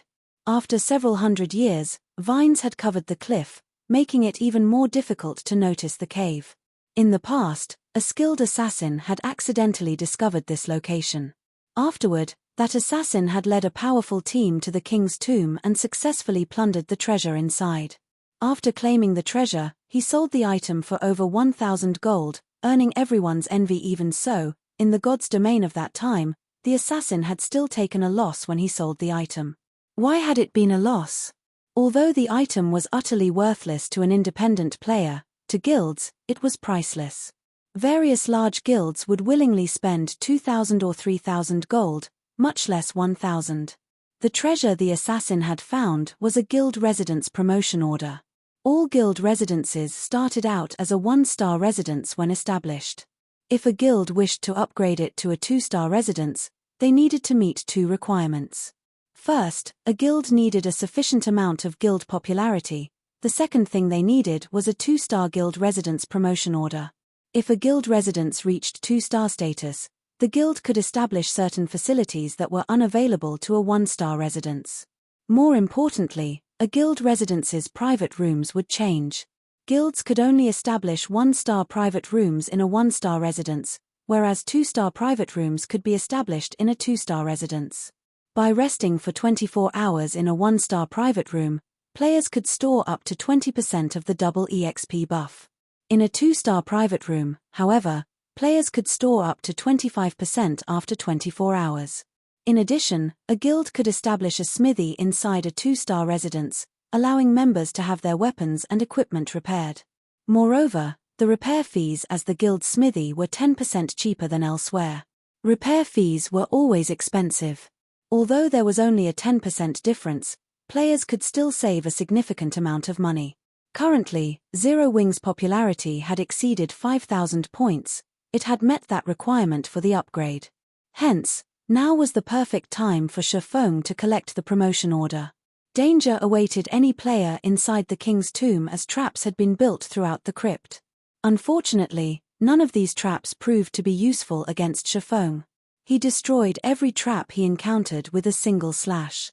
This should be it, Shifeng muttered as he entered a majestic stone room, focusing on the tightly sealed white jade sarcophagus lined with gold that occupied the center of the room. Wetting his lips, he advanced towards the sarcophagus. When Shifeng was only 20 yards away, the sarcophagus suddenly opened. Black smoke slithered out of the sarcophagus. Soon, the black smoke coalesced into a youth in golden armor. The youth had a white cape draped over his shoulders and a golden crown adorning his head. More importantly, the youth carried the air of a king. Anyone who basked in his aura would tremble and submit body and soul. However, this youth's body was currently in a half-transparent, ethereal state. He was not a physical entity, but a ghost. To be precise, this youth was the ghost of a king. As expected of the king of a generation. Even in death, he still possesses such a powerful aura. If he were still alive, I'd have no hope of escaping with my life, Shifeng muttered after observing this ghost king with omniscient eyes. King of Ghosts, Monroe Bell, High Lord. Level 30. HP 4000004000000. Being capable of receiving the title of king proved that Monroe Bell had been a Tier 3 class before he died. The pair of swords in Monroe's hands indicated that he had been a Tier 3 sword king, the equivalent of a great lord, during his lifetime. However, after Monroe Bell died, he had weakened significantly. Now, he was only as strong as a high lord. Even so, he would not be an easy challenge for Shifeng. Immediately, Shifeng activated Heavenly Dragon's power, increasing his strength by 100%, HP by 300%, and defense by 300%. Suddenly, Shifeng's HP rose past 27,000. However, his HP could not compete with the King of Ghosts, which possessed 4 million HP. Shifeng then used the activatable skill of the 7 Luminaries Ring's Aura of Water, Life Bloom, recovering 20% of his HP every second for 40 seconds. During this period, it would be the equivalent of having a powerful healer healing him indefinitely. Grave Robber, receive the Sword of Justice's Retribution. Monroe Bell's pitch-black eyes locked onto Shifeng. Taking a step forward, the King of Ghosts dashed towards Shifeng as he sent a flurry of sword thrusts at the intruder with his king's sword. The King of Ghosts' sword carried with it a majestic aura. The aura alone was enough to scare an ordinary player, much less the flurry of thrusts. Monroe Bell's attack was like a tsunami. He gave Shifeng no opportunity to evade the strikes. Shifeng immediately activated Purgatory Power, allowing his attack speed to soar. He then used Wind Blade and charged forward. Facing the countless oncoming sword thrusts, Shifeng chose to face brutality with grace, and rather than confronting the attack head-on, he deflected the strikes to the side. However, despite the extreme speed of his swords and the fact that he was already in the flowing water realm, he could not keep up with the dozens of sword thrusts. As a result, he received multiple hits. Shifeng was not courageous enough to face Monroe Bell directly. A High Lord far surpassed an ordinary lord. Monroe Bell suppressed Shifeng completely in terms of strength and speed. Even if Shifeng activated twofold Berserk, the result would be the same. Furthermore, Monroe Bell was not an ordinary High Lord. The King of Ghosts had been a bona fide Sword King before he died. In terms of combat technique utilization, he was even stronger than ordinary experts. Hence, challenging the High Lord in a direct confrontation would only be detrimental to Shifeng. If Shifeng had not reached the flowing water realm, gaining insight into an opponent's actions, he would never have come here, only to die. After all, level 30 was a dividing line in God's domain. Monroe Bell's attack power was also terrifying. Shifeng had received close to -2,000 damage from a casual slash and more than -4,000 damage if the King of Ghosts struck him with a skill. If Shifeng had not activated Heavenly Dragon's power, increasing his defense significantly, Monroe Bell's normal attack could have dealt over -4,000 damage, whereas a skill would deal over -10,000. As Shifeng received damage, Life Bloom displayed its impressive effects. After factoring in the passive effects of the Aura of Water, Life Bloom regenerated more than 8,000 HP every second, the amount of healing Shifeng received surpassing the damage he received. While Shifeng and the King of Ghosts fought an intense battle against each other, a figure had stealthily appeared beside the sarcophagus and proceeded to open the treasure chest within. This treasure chest did not have a level restriction, so anybody could open it. However, opening it required 20 seconds. During this period, the person opening the treasure chest must not receive any damage. Otherwise, they would have to start the opening process all over again. Meanwhile, the person currently opening the treasure chest was none other than Shifeng's doppelganger. Although the doppelganger could not pick up any items, it could open the treasure chest. In the past, the 50-man team the assassin had led had similarly made various sacrifices to open the treasure chest before fleeing for their lives. Although Shifeng was alone, he still chose to give the King's Tomb a try.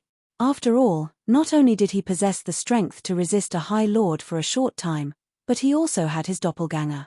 No one else would have a chance of completing the task by themselves.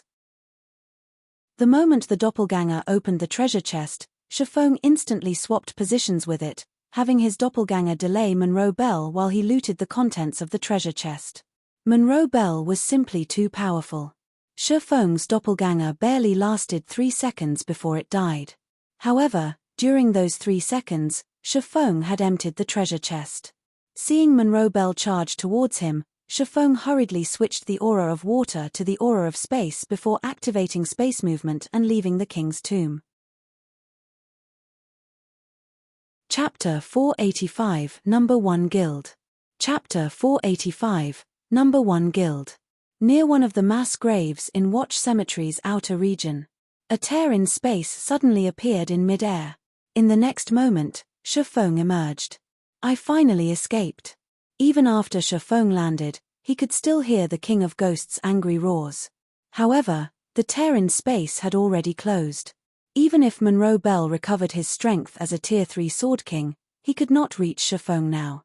Now that I have the promotion order, it should be about time to make a trip back to White River City. Shifeng's lips curled up slightly when he saw the glittering silver token in his bag. Originally, he had only intended to retrieve this guild resident's promotion order after he reached level 30. However, he had not expected to set foot in the flowing water realm. Even though he was only level 26, he was already capable of delaying Monroe Bell. Other than the promotion order, Shifeng had obtained 3 items from the King's Tomb. Of these 3 items, one was a fiery red 2-handed staff, one was an azure 2-handed greatsword, and the last was a silver stone tablet. Appraising these items with omniscient eyes, Shifeng discovered that both the 2-handed staff and 2-handed sword were actually level 30 dark gold weapons. However, the silver tablet surprised Shifeng far more than the 2 weapons. Shifeng was very familiar with this silver tablet. Secret Sword Technique. The pattern engraved on this tablet is too vague and incomplete, and no information can be deciphered. However, some kind of divine power hides within this pattern. If one gathers all of the stone tablets, this vague and incomplete pattern can be restored. Current tablet count, 1/6. The tablet for the Secret Sword Technique. Shifeng had accidentally obtained a part of it while he had completed the Blade Saint's Legacy trial. Back then, he had suspected that the silver tablet was something extraordinary, so he had stored it in his warehouse. He never expected to obtain another piece so soon. Just what is this secret sword technique? Despite examining the tablet, Shifeng could not find any differences between the tablet he had just obtained and the one he had found in the Origin Sword domain. The 2 pieces looked identical. Shifeng even suspected that the piece he stored inside his warehouse had somehow grown legs and run to the King's Tomb by itself. Forget it. Let's head back for now. Following which, Shifeng retrieved a return scroll. However, just as he was about to start channeling, DI, DI, DI. Suddenly, Shifeng's communicator rang.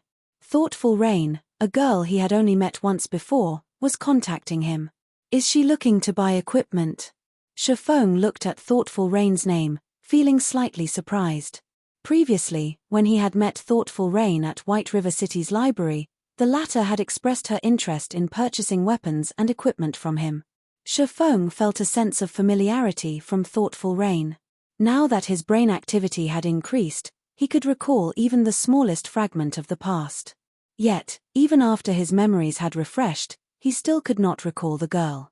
He only felt that she was familiar, but he did not know why. Miss Rain, since you have contacted me, are you interested in purchasing some equipment? Shifeng asked pleasantly, smiling. I'd like to, but today, I'm contacting you because I have found a big business opportunity for you, Thoughtful Rain said, smiling sweetly. A group of people just happened to overhear me when I spoke about our acquaintance. In the end, these people asked me to contact you for them. They hope to meet with you now. Do you have the time? Who are these people?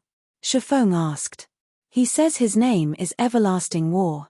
He's a level 27 Guardian Knight, and his companions are all level 26. From the looks of it, they seem quite powerful, and they have excellent equipment. I'm assuming that someone with significant financial power backs them, Thoughtful Rain said. All right, then let's meet at Zero Wings Guild residence, Shifeng nodded before disconnecting the call. He then activated the return scroll. Shifeng had heard of Everlasting War before. That person had been a famous character in God's domain, having the title of Everlasting War God. He was also an Apex expert, and his fame was not the slightest bit inferior to Summer Sunshine's. In a direct confrontation, even Summer Sunshine would not be a match for Everlasting War. 20 seconds later, Shifeng transformed into a streak of white light as he teleported back to White River City. The sky gradually darkened. A large number of players had returned to the city, and people crowded the streets. Passing through the lively streets, Shifeng soon arrived at the bank. He then stored all of the top-tier and advanced equipment he had obtained in the guild's warehouse. He also placed the level 30 Dark Gold Staff, the Roaring Blaze Staff, and the level 30 Dark Gold Greatsword, the Azure Heart, on full display in the guild's warehouse. For a time, the members of Zero Wing went into an uproar. The war between Zero Wing and Overwhelming Smile had significantly depleted the stock of equipment inside the guild's warehouse. Now, however, over 1,000 pieces of equipment had suddenly appeared. Aside from the large amount of advanced equipment, the stock of top-tier equipment had already exceeded 100 pieces.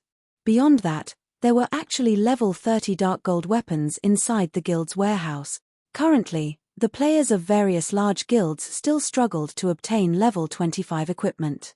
Bronze equipment was a challenge to obtain, much less mysterious iron. On the other hand, their guild had level 30 weapons. They were dark gold weapons to boot. They were definitely the best weapons in all of God's domain right now. However, shortly after everyone in the guild started spreading the news, Shifeng had arrived at the Adventurers Association. He handed over the guild residence promotion order, officially promoting Zero Wings residence to a 2-star residence. Starmoon Kingdom System announcement. Congratulations to Zero Wing for becoming the first guild in Starmoon Kingdom to own a 2-star guild residence. Rewarding 30,000 guild popularity, 500 gold coins to the guild, and 1 guild smithy promotion order. White River City System announcement. Congratulations to Zero Wing for becoming the first guild in White River City to own a 2-star guild residence. Rewarding 10,000 guild popularity and 200 gold coins. The system announcement repeated 3 times, and every player in White River City heard it loud and clear. Damn! What is this crap?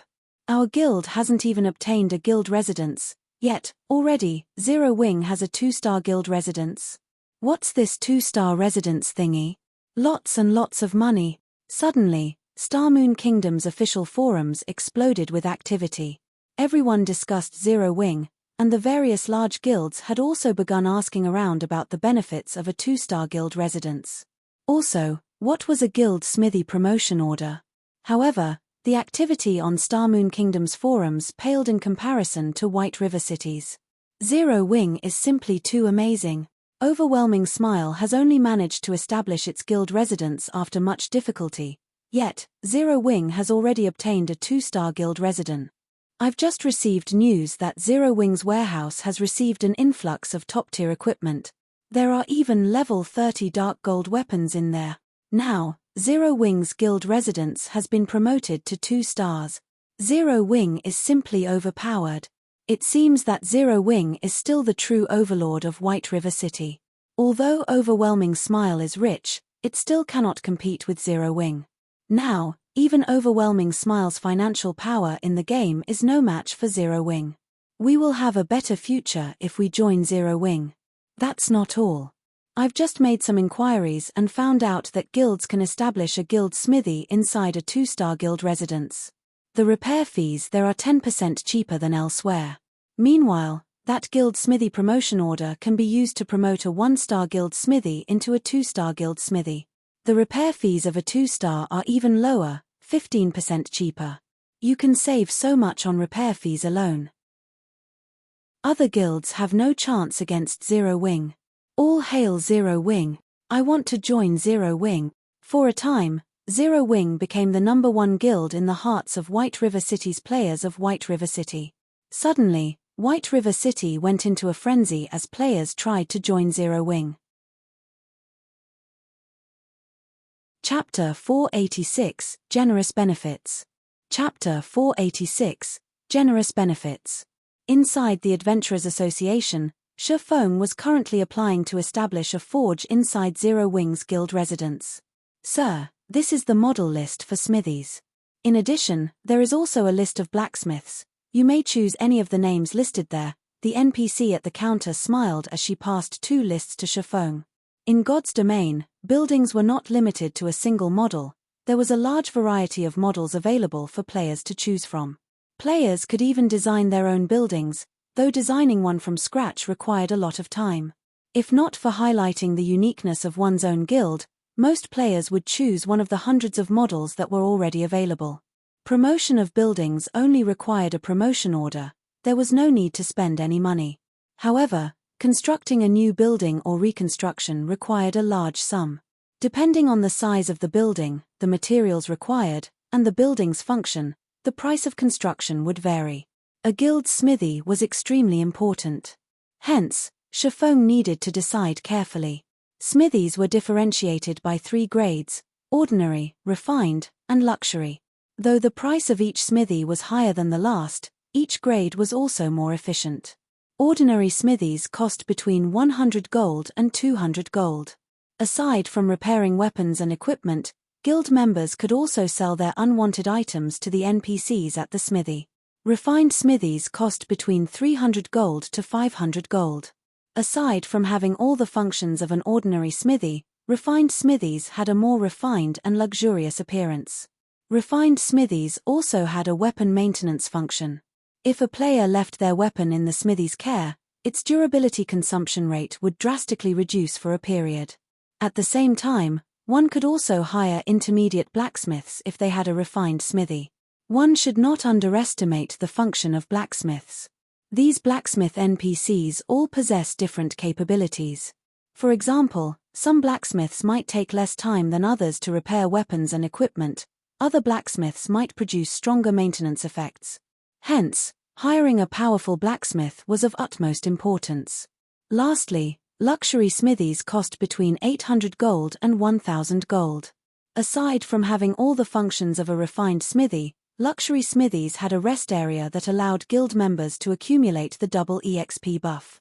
However, 48 hours of rest was required to accumulate 20% of the buff. In addition, luxury smithies contained forging rooms. Moreover, these were advanced forging rooms, which were far more effective than those at the Starstreak trading firm. One could also hire advanced blacksmiths. For the guild's future development, we'll get the most benefits from the best option. Let's choose this 1000 gold model, then. After looking through the model list, Shi Feng chose one of the largest luxury smithies available that allowed him to invite up to 10 blacksmiths. After deciding on the model, he began to choose his blacksmiths. Shifeng had received 700 gold from the system reward alone. In addition, he also received over 300 gold for each dragon scale set equipment that sold at the Blackwing auction house. At this point, he had already sold more than 20 sets. Currently, Shifeng had more than 8,000 gold on his person, making him wealthier than any single guild in Starmoon Kingdom.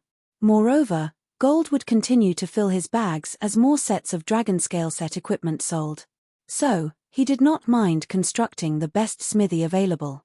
Following which, Shifeng chose to hire 10 advanced blacksmiths. These 10 NPCs were the most skilled blacksmiths one could currently find. Their monthly wages ranged between 3 and 5 gold. After Shifeng finished dealing with the smithy, he searched for a secluded location to adjust his appearance back to Yifeng. He then hailed a horse carriage and returned to Zero Wings Guild residence. When Shifeng arrived at the residence, he discovered a sea of players crowding the entrance, creating an extraordinarily lively atmosphere. There were currently 2 berserkers in dragon scale set equipment standing guard and maintaining order at the residence's entrance. The fine gold rank glow from the sets thoroughly awed the players who had come to sign up for the guild. Is that a fine gold set equipment? I've seen it on the forums before. I think it's the dragon scale set equipment. Currently, a single set costs more than 300 gold. Zero Wing is just too rich. They actually bought 2 sets. Not just 2. I hear that Zero Wing's warehouse also has 1 set available for trade. As the crowd discussed Zero Wing's wealth with astonishment, the newly constructed smithy also attracted their attention. The smithy's construction was not as tedious as the guild halls. The smithy required much less time as it had fewer functions. As long as the guild paid the construction fees, the smithy could be completed in less than 10 minutes. Zero Wing's smithy was 3 stories tall. The smithy's luxury-grade appearance dazzled the onlookers, and many among the crowd even believed that they had arrived at the capital city's advanced smithy. The smithy was large enough to accommodate several hundred players, and it was even larger than an ordinary guild hall. This is my first time seeing such an extravagant smithy.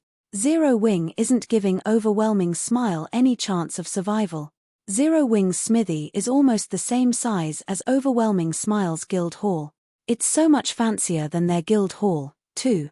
From what I heard from Zero Wing's guild members, this smithy even has a weapon maintenance function that reduces the durability consumption rate of a weapon for a certain amount of time. With this, who knows how much money we can save when grinding monsters and raiding dungeons.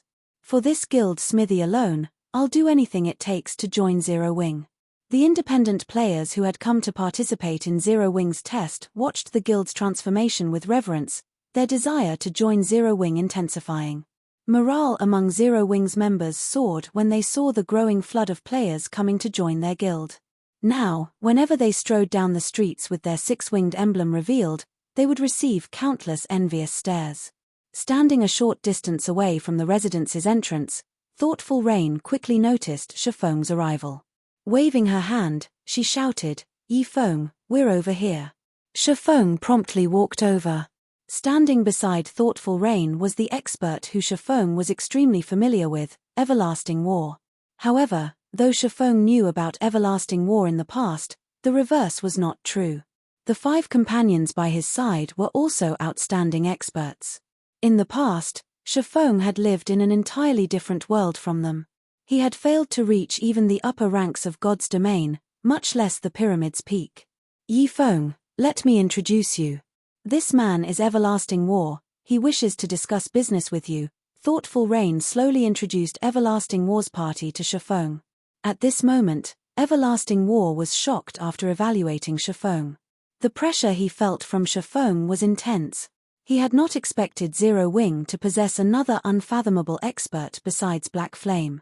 "Hello, I am Yifeng," Shifeng said, smiling faintly at Everlasting War. "This place isn't suitable for a discussion. Why don't we head inside to chat?" Saying so, Shifeng led the group into the rest area in the guild residence's smithy. The rest area was very elegant. Even having beverages available for guild members, this rest area was no less impressive than the city's restaurants. "What? Is this really a smithy?" Trailing after thoughtful rain, Blue Bamboo's eyes shone brightly as she entered Zero Wing's residence. It was as if she had just stepped into an entirely different realm. Secretly, she said, "Rain, look. That's the weapon maintenance room. There are such high-quality weapons inside. Even the blacksmiths are the rarely seen advanced blacksmith. Rain, make sure you say something to Yi Feng later. With such awesome guild benefits, it would be a huge shame if we didn't join." Chapter 487, Dark Arena. Chapter 487, Dark Arena. Thoughtful Rain glanced at Blue Bamboo's pleading look before examining her elegant surroundings. Indeed, no other guild could compete with Zero Wing, so it would not be a bad choice for them to join this guild. "Ha! I only met Yi Feng by chance. Our relationship isn't what you imagine. I can only try my best, don't expect too much," Thoughtful Rain replied softly through their private chat. "MHM." Blue Bamboo nodded vigorously. Compared to Blue Bamboo's fascination, Everlasting War and his companions only considered Zero Wing's benefits and environment decent. However, compared to a small, unknown guild, the sudden emergence of a great expert like Shifeng was what truly shocked them. Carefully observing his surroundings, Everlasting War suddenly realized that Zero Wing's members were actually quite powerful. They were much stronger than the members of other guilds. As the rumors had said, Zero Wing was the true overlord of White River City. A moment later, Shifeng had led the group to one of the small rooms located in the rest area. The environment inside the room was excellent, and the pleasant aroma filling the air soothed everyone's tense spirits. Shifeng had to admit that the luxury version of the smithy was worthy of the price. He had not spent 1,000 gold for nothing. "What would you like to talk about?" Shifeng asked casually as he looked at Everlasting War. "Originally, I had hoped to ask Brother Yi Feng to introduce us to your guild leader, Black Flame. However, seeing as Brother Yi Feng possesses such strength and is one of the upper managers of Zero Wing, discussing this matter with you should have the same effect," Everlasting War said leisurely. "Truth be told, we are not players from Star Moon Kingdom. Rather, we are from the Beast Empire, the 8th strongest country in God's domain. As you can see, although we are independent players, our weapons and equipment are not the possessions of ordinary independent players. Indeed, the majority of your party's equipment consists of level 25 fine gold equipment. The level 25 shield and weapon in your hands are even dark gold rank, something extremely rare throughout God's domain. There are not many guilds in Star Moon Kingdom capable of obtaining those items." Shifeng nodded in agreement. He could not help but admit that there was a massive difference regarding resources between the empires and kingdoms of God's domain, not to mention the difference between Star Moon Kingdom and the current 8th strongest country in God's domain, the Beast Empire. Their weapons and equipment are all level 25 fine gold and dark gold rank. How is this possible? Blue Bamboo looked at Everlasting War's party, her eyes widening with surprise. Blue Bamboo knew that Everlasting War was very powerful. She could tell that just by looking at his level. All this time, however, Blue Bamboo had thought that the fine gold and dark gold rank glow effect surrounding Everlasting War's body originated from level 20 weapons and equipment. She never considered that he had level 25 weapons and equipment. Level 25 fine gold equipment was a luxury to any guild, much less dark gold rank. By the side, Thoughtful Rain was also shocked. Only now did she understand why this party did not mind giving them a level 25 secret silver staff. It turned out that these players were all using level 25 fine gold and dark gold ranked weapons and equipment. Is this the gap between a kingdom and empire? Thoughtful Rain was greatly confused. Upon seeing the shock on Blue Bamboo's and Thoughtful Rain's faces, Everlasting War's companions felt proud even though they had long since gotten used to the shocked expressions of White River City's players. "You're mistaken. Although there is indeed a gap, it is not as large as you imagine. Moreover, they are no ordinary independent players. Someone has sponsored them," Shifeng explained. In God's domain, both players in kingdoms and in empires face similar difficulties when leveling up. However, since empires mirrored the major cities in the real world, claiming the players who lived in said cities upon character creation, empires had far more players within their borders. As a result of the astounding player population of an empire, the competition in an empire was far more intense than in a kingdom. The intense competition, in turn, gave birth to greater motivation, which resulted in empire players improving their techniques faster. Naturally, the levels and equipment of empire players were slightly better than kingdom players. As for Everlasting War's party, even in empires, they were far above ordinary players. So, how could the ordinary players of White River City possibly hope to compete with them? Shi Feng's declaration stunned Everlasting War's companions, shock coloring their expressions as they stared at Shi Feng's calm smile. Shi Feng's words were not incorrect in the least. It was as if he had seen through every detail about them. Brother Yi Feng is as amazing as expected. Someone has indeed sponsored our weapons and equipment. This is also why we have come in search of guild leader Black Flame. Everlasting War did not deny Shi Feng's statement. Slowly, he said, you might not know this, but a few days after God's Domain launched, the various major corporations around the world began to invest in the game. In order to prevent an overly intense struggle, these corporations began hidden competitions with each other. These competitions take place in the Dark Arena. The various major corporations send their experts to face each other, taking the chance to probe the opponent's strength. The victors earn large amounts of gold, credits, rare materials, and other benefits that you cannot even begin to imagine. I have come here today with the purpose of inviting guild leader Black Flame to join our battle team. If our battle team wins, it will benefit a guild such as Zero Wing that lacks funding. Not only can you obtain a large sum of credits, but you can also obtain a large sum of gold coins and top-tier equipment that you cannot even imagine exists. Now, however, I want to invite Brother Yi Feng to join us, instead. What are your thoughts on this? Although Everlasting War's voice was soft, it was sufficient to shock everyone present. This was a competition between the top 500 corporations around the world. This competition was several times more intense than the competition between first-rate guilds. The experts that were invited to participate were on an entirely different level. I understand. I can agree to your invite, but I have a request, Shi Feng calmly said. He had long since known about this dark arena. It was a gathering place for experts. However, the experts there were far more powerful than the experts one usually saw in the virtual gaming world.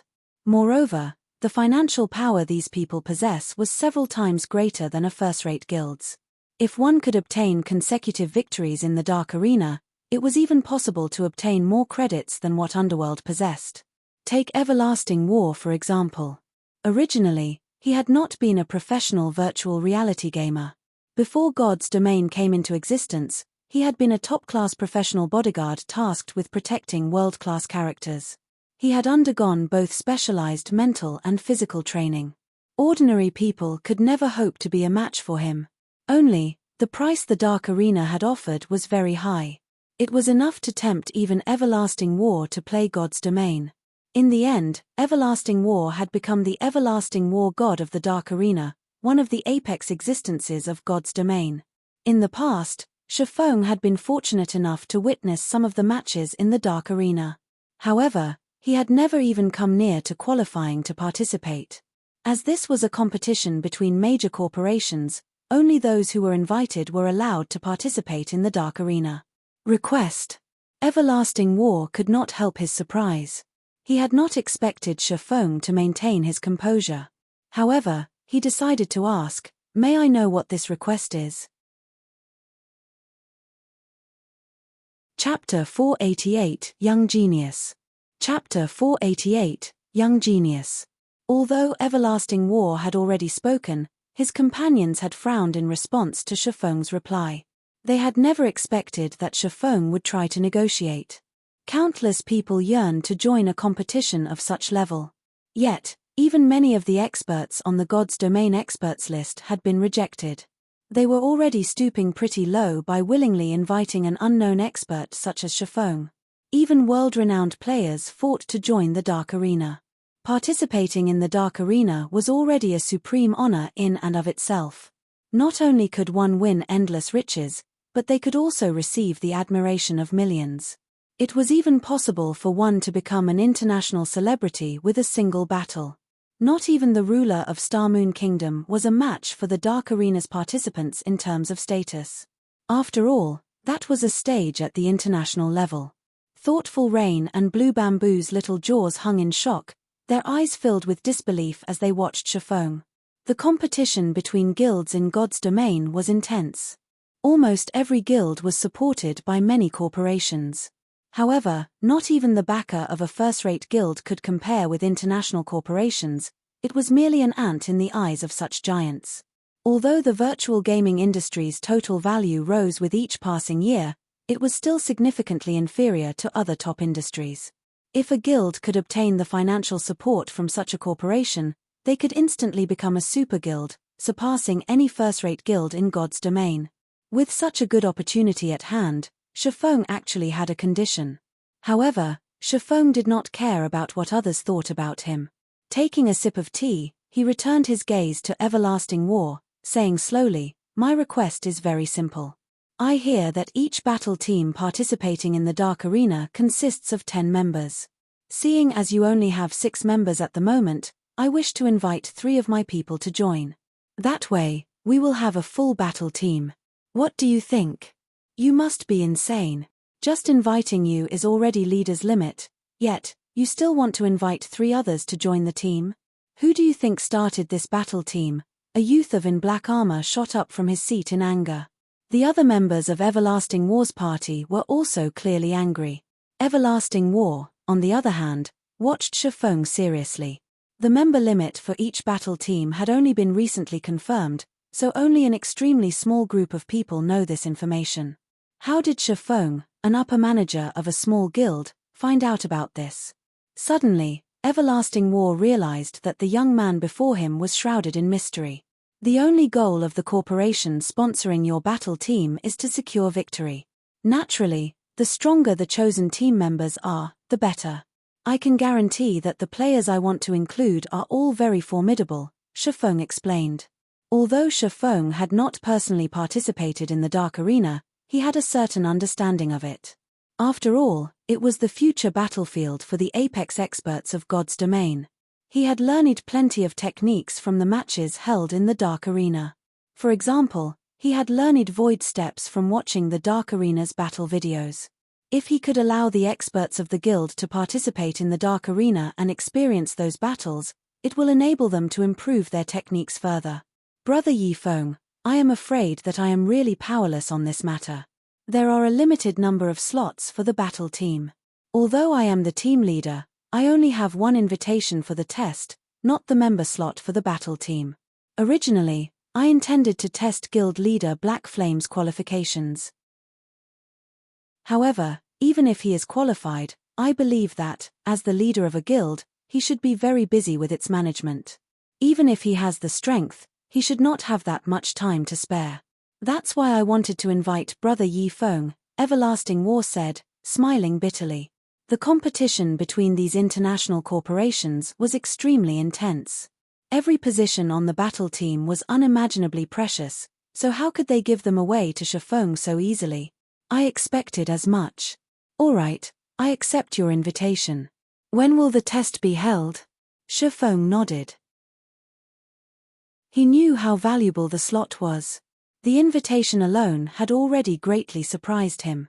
However, he still wanted to know how much power Everlasting War, this battle team's leader, wielded.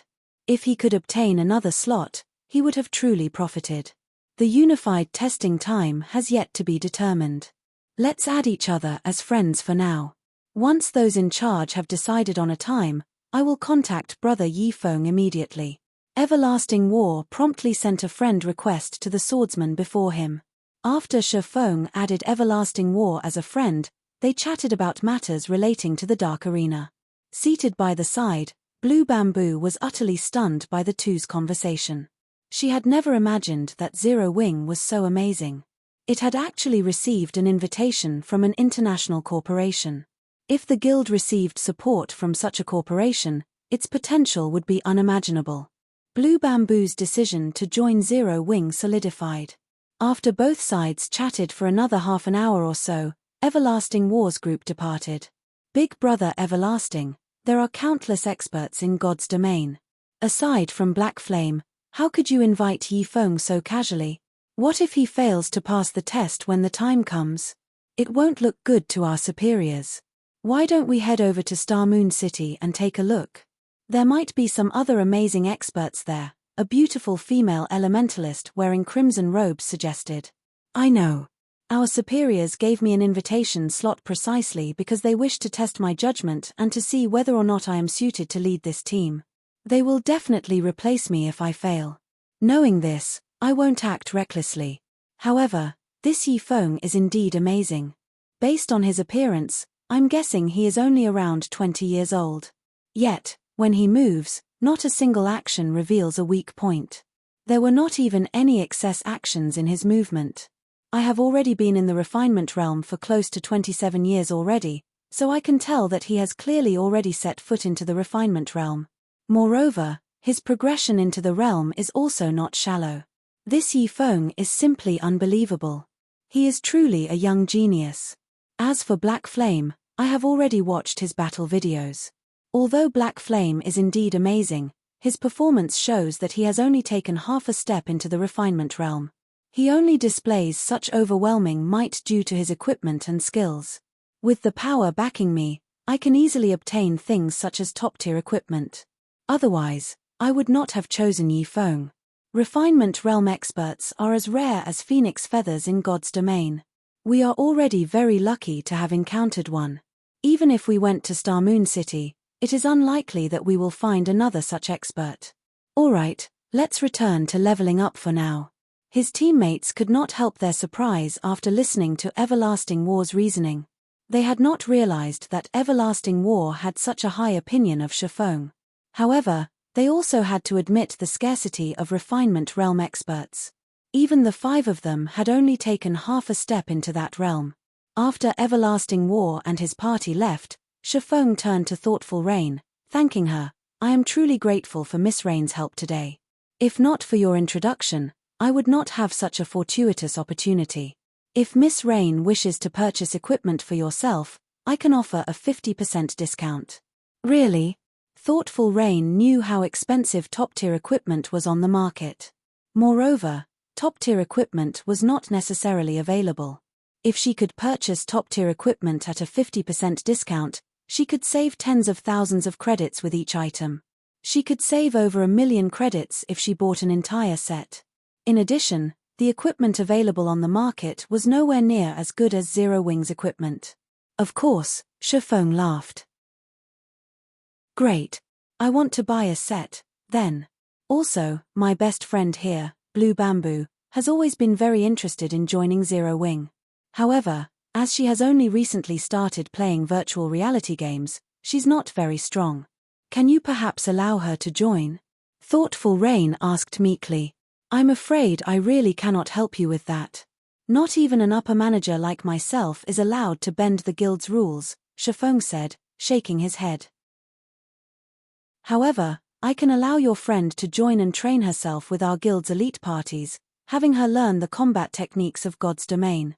Once she's sufficiently strong, she can then become an official member of Zero Wing. What do you think? I'll do it. I'll go. Originally, Blue Bamboo had been extremely disappointed when she heard Yifeng's initial refusal. However, being able to improve herself with the elites of Zero Wing was not a bad alternative. Chapter 489, Shop. Chapter 489, Shop. Upon hearing Blue Bamboo's agreement, Yifeng immediately contacted Aqua Rose and had her organize an elite dungeon raiding party. A dungeon was a very good place for players to improve their techniques. Independent parties normally only raided normal mode dungeons. Even ordinary guild parties would only occasionally raid hard mode dungeons. As for elite parties, they raided hard mode dungeons slightly more often. Zero Wing's elite parties, however, were different. When they raided dungeons, hard mode was the lowest difficulty they would choose, though they would often challenge hell mode. To raid a hard mode dungeon, players only needed to meet the minimum requirement for equipment. The requirement for techniques was not very high. However, it was a different story for hell mode. Hell mode had a very high technique requirement. Even if players' equipment was good enough to overwhelm the monsters that waited inside the dungeon, that did not guarantee that they could clear it. Their techniques needed to reach a certain standard before they could raid the dungeon successfully, so it was a very good place to train one's techniques. Zero Wing also had a requirement set for its elite members. Every week, elite members needed to raid Hell Mode dungeons a certain number of times. Although this was a stringent quota, members who fulfilled it would earn plenty of guild points as compensation for the deaths they suffered inside the Hell Mode dungeon. This was also why Zero Wing's elite members were so much more powerful than the elite members of other guilds. As long as Blue Bamboo trained diligently and polished herself in Hell Mode dungeons for a time, she should not have any issues passing Zero Wing's evaluation. Following which, Thoughtful Rain and Blue Bamboo each purchased a set consisting of level 25 secret silver and fine gold equipment for elementalists and clerics, spending over 1,000,000 credits in total. Despite such a large expenditure, however, both girls were extremely satisfied with their purchases. They even felt that they had profited significantly. They knew very well that, should they purchase level 25 top-tier equipment from the virtual trade center, they would have to spend over 2,000,000 credits at the very minimum. Moreover, there was no guarantee that the equipment would be available. After all, every guild was in dire need of top-tier equipment. Naturally, they would not sell such equipment easily. After Shifeng finished dealing with these matters, he immediately departed from the residence and headed towards the Starstreak trading firm. Rain, you're the best. I can't believe you actually know someone like Big Brother Yifeng. Previously, one of my classmates boasted in front of me about how her boyfriend wore several pieces of level 25 fine gold equipment. If she finds out that I now have several pieces of level 25 fine gold equipment, she will definitely turn green with envy. Blue Bamboo laughed as she fiddled with the fine gold equipment in her hands. Honestly though, Big Brother Yifeng really treats you nicely. On the way here, I've researched the forums and found out plenty about Zero Wing's elite members. These elite members normally raid Hell Mode dungeons, and they never offer to carry anyone, not even their own ordinary members. I've always wondered what it feels like to clear a Hell Mode dungeon. Now that Big Brother Yifeng has arranged for us to accompany Zero Wing's elite parties to improve our strengths, it won't be long before we become experts, too. Seeing as how Big Brother Yifeng is such a young and handsome man, do you think he has a girlfriend? If he doesn't. Hee. Rain, this could be a good opportunity for you. Even an international corporation is trying to recruit him to their battle team. Once he becomes famous, who knows how many people will be gunning for him. Your chances with him will decrease significantly if you wait. You little girl. Thoughtful Rain blushed slightly. Snapping, she said, I'm going to ignore you now. Seeing that Thoughtful Rain had turned around and was about to leave, Blue Bamboo hurriedly pulled her friend back, panicking. No. White River City, Starstreak trading firm. Smile, how many strength and armor kits have you guys produced? Shifeng asked. Guild leader, the three of us have forged over 10,000 pieces. Are we going to put them up for sale now? Melancholic Smile asked. Bring all of the strength and armor kits and follow me. Right, also bring the gold we've earned so far, Shifeng said.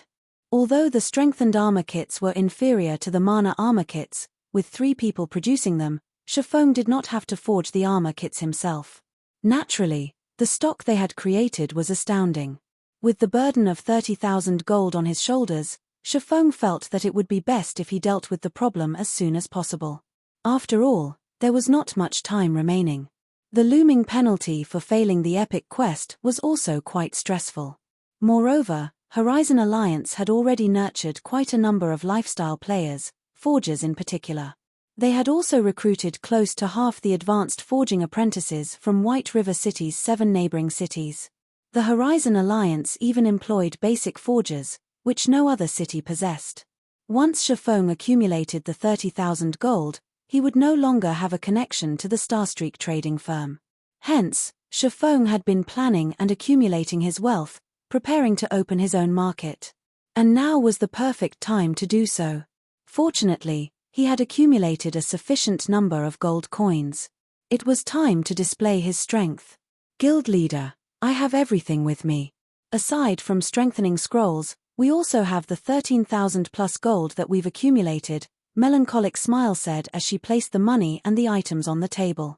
This was the first time she had ever seen so much money. There were more than 13,000 gold coins stacked on the table.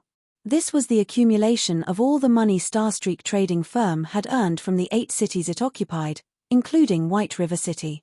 There was not a single guild in Star Moon Kingdom that could compete with the Horizon Alliance's wealth. A guild would be quite well off with only 1/10 of the Alliance's fortune.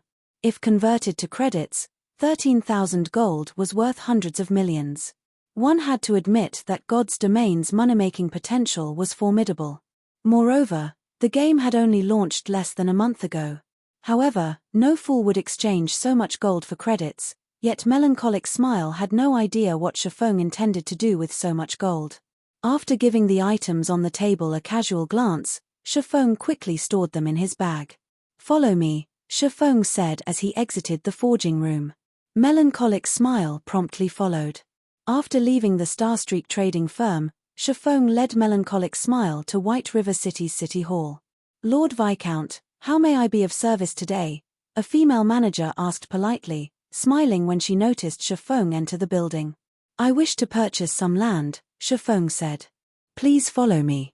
Saying so, the female manager led Shifeng and Melancholic Smile to a VIP meeting room. After a short wait, a tall, middle-aged man entered the room. "Lord Viscount, I have prepared a list of all available commercial land. My lord may choose any plot of land on this list, and because of your esteemed status, you will receive a 10% discount on all land." "Okay." Shifeng only glanced through the pages, not bothering to read them in detail. He then said, "I want these 2 plots next to the bank and the auction house."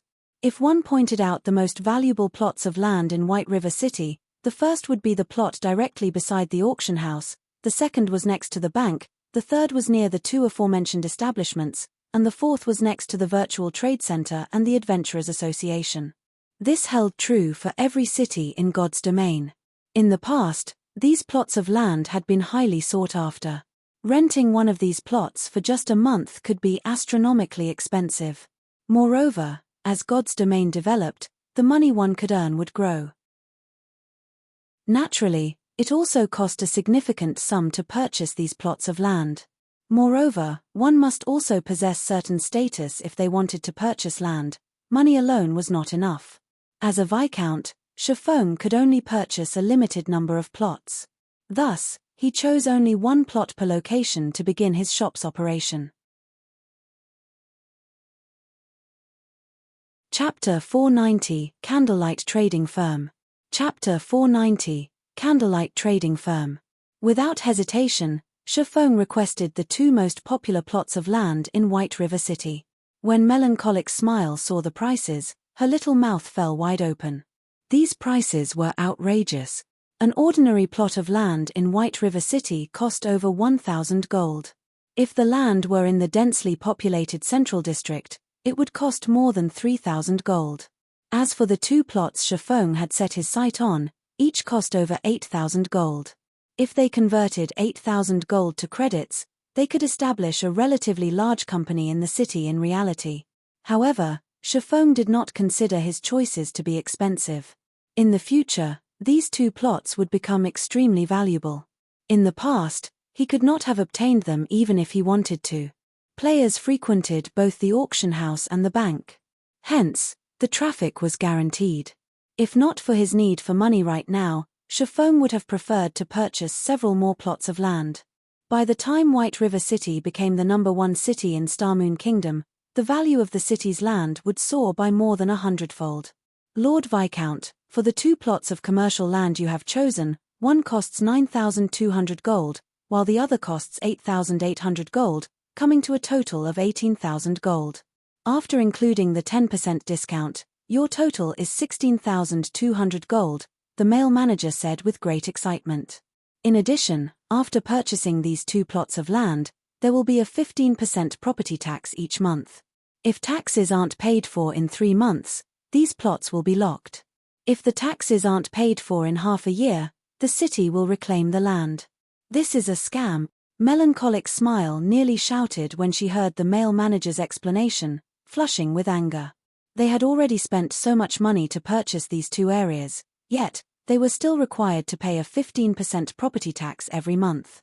In total, they were required to pay 2,700 gold in property taxes for the 2 plots of land. Not even first-rate guilds had that much gold. Most importantly, they had to pay this tax every month. Here is 16,200 gold. Shifeng handed over the money without hesitation. Shifeng was very familiar with God's domain's rules, so he had expected this. Moreover, the main god system had implemented this property tax with the purpose of avoiding someone powerful from monopolizing a city's land. Although the property tax seemed absurdly expensive, gold coins would become easier to earn as players leveled, resulting in their depreciation. Gold coins would not remain as valuable as they were now. Hence, paying 2,700 gold each month was no big deal. A short moment later, the manager passed the deed for the 2 plots of land to Shifeng. With this, Shifeng could now establish shops on these 2 tracts anytime he wanted to. Moreover, these 2 areas were relatively large, they were in no way inferior to the Starstreak trading firm. At the end of the day, the Starstreak trading firm did not belong to Shifeng. Even if he managed it well, the firm still belonged to NPCs. However, if he established shops on the plots he had purchased, he could do whatever he wanted to them. It was a lot more convenient. Soon after, Shifeng chose 2 relatively good building models in the city hall, with both being 3-story buildings. He could use the first floor to sell products and use the second to establish a warehouse, forging rooms, and other necessities. Finally, the 3rd floor could be an office area. However, to construct these 2 shops, Shifeng had spent another 2,000 gold. After which, he hired over 20 advanced NPCs to conduct daily management and sales in each shop. After spending all this money, little remained of Shifeng's funds. Fortunately, the dragon scale set equipment sold consistently in the Blackwing auction house, and a large sum of gold coins would fill Shifeng's pockets every now and then. Smile, I'll leave the management of these 2 plots of land to you for now. I've already given you the authority you need. Begin transferring our members from Starstreak little by little. As for our products, we'll set the strengthened armor kits as our main focus. There is no need to sell them over at Starstreak, Shifeng said. Guild leader, if we only sell the strengthened armor kits at these 2 locations, it will divert traffic from Starstreak, impacting our business there, Melancholic Smile said, concern filling her voice. That is precisely my intention. I want to lure all of the old customers of Starstreak to the new shops. Just do as I say. As for the price for these strengthened armor kits, set them at 7 silver coins minimum. We can't afford a loss from selling them, Shifeng laughed. Although the Starstreak trading firm was still somewhat useful to him, its greatest purpose to Shifeng lay in the initial business. Now that he had accumulated sufficient capital, he had to abandon it, little by little. After all, the moment he earned the 30,000 gold and completed his quest, the Starstreak trading firm would sever all ties with him. If he did not prepare for it now, it would be too late in the future. Guild leader, rest assured, I will make sure the prices of the strengthened armor kits stay above 7 silver coins, Melancholic Smile said. She was very confident about the strengthened armor kits they had produced. Even as basic forgers, their success rates at producing the strengthened armor kits were below 30%. Meanwhile, the material cost for producing each strengthened armor kit was over 1 silver. In other words, the actual cost for producing a complete strengthened armor kit was more than 3 silver. In reality, selling them for only 7 silver coins was simply too cheap. Even if Shifeng had not given the order, she had intended to set the initial price of the strengthened armor kits at 10 silver. After all, with the current average level of players, a price of 10 silver coins was definitely affordable. Guild leader, you haven't named the shops for these 2 locations yet. What will you call them? Melancholic Smile asked as she looked at Shifeng. A small spark may kindle a raging fire. Let's call it the Candlelight Trading Firm, Shifeng sighed as he looked at the deeds to the 2 golden real estates in his hand. At this moment, he finally had his own capital. With these 2 plots, he had taken a large step ahead of the other guilds. His guild would have a relatively stable source of income in the future, and he wouldn't have to fear becoming any guild's target. Shortly after, both Shifeng and Melancholic Smile visited to the 2 plots of land they had just purchased. At this moment, however, the buildings were still under reconstruction, so they could not view the shop's full elegance. It would take several more hours before the reconstruction work would be completed. At that time, they could open for business. There sure are a lot of players in White River City right now. Shifeng examined his surroundings, discovering a sea of players near the auction house. The area was even more crowded than it had been in his previous life. Guild leader, this is a given. Zero Wing and Overwhelming Smile are constantly competing over White River City. Zero Wing is also the first guild to own a guild residence in Starmoon Kingdom. In addition, there are Overwhelming Smile's impressive offers to consider. As a result, many players from other cities were tempted to migrate and develop themselves in White River City. Based on the statistics published the day before yesterday, White River City is currently the second most populous city in Starmoon Kingdom. It is only slightly behind Starmoon City. An ordinary city could not compare with a capital. Even if White River City offered a massive advantage, many players still preferred to mingle in the capital city. Starmoon City. Upon hearing Melancholic Smile's words, Shifeng suddenly remembered something. He had befriended someone in Starmoon City before and had intended to purchase land through him. Originally, he had planned to direct Zero Wing's development towards Starmoon City. In the end, he had dismissed this notion and focused on making White River City the #1 city in Starmoon Kingdom. After all, unlike in Starmoon City, Zero Wing had an extraordinary background in White River City. Currently, although he no longer intended to develop Zero Wing in Starmoon City, the capital city's population was still very attractive. After all, in God's domain, players were a city's resource. The more powerful a city was, the more powerful the guild controlling said city could become. It seems I need to make a trip to Starmoon City. Shifeng suddenly thought of a plan that could advance White River City's development further. Chapter 491 Holy Land for Experts. Chapter 491 Holy Land for Experts. Just as Shifeng was about to head towards White River City's teleportation hall, the clear ring of his communicator reached his ears. Aqua, what's wrong? Shifeng asked after accepting the call. Guild leader, good news. Previously, your feat of killing so many of Overwhelming Smile's experts boosted our guild's morale. Currently, our members are flooding the fields to participate in the war.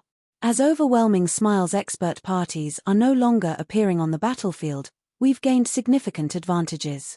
We have already taken out over 20,000 Overwhelming Smile members. Probably because we're the first guild to kill over 20,000 players in an all-out war, an advanced NPC from the Adventurers Association just visited, issuing an epic guild quest. The quest is called Ancient Battlefield, and only the guild leader of the guild is allowed to accept the quest. Moreover, only 10 guild members can participate in the quest. Unfortunately, we can't learn anymore until we accept the quest. I'm worried that this epic guild quest might disappear if we don't accept it soon, so I contacted you immediately after learning about it. Aqua Rose was extremely excited when she spoke. This was her first time encountering an epic quest. She had only ever heard rumors of them on the forums. Every epic quest represented a massive opportunity. If one could complete it, they could receive extremely bountiful rewards.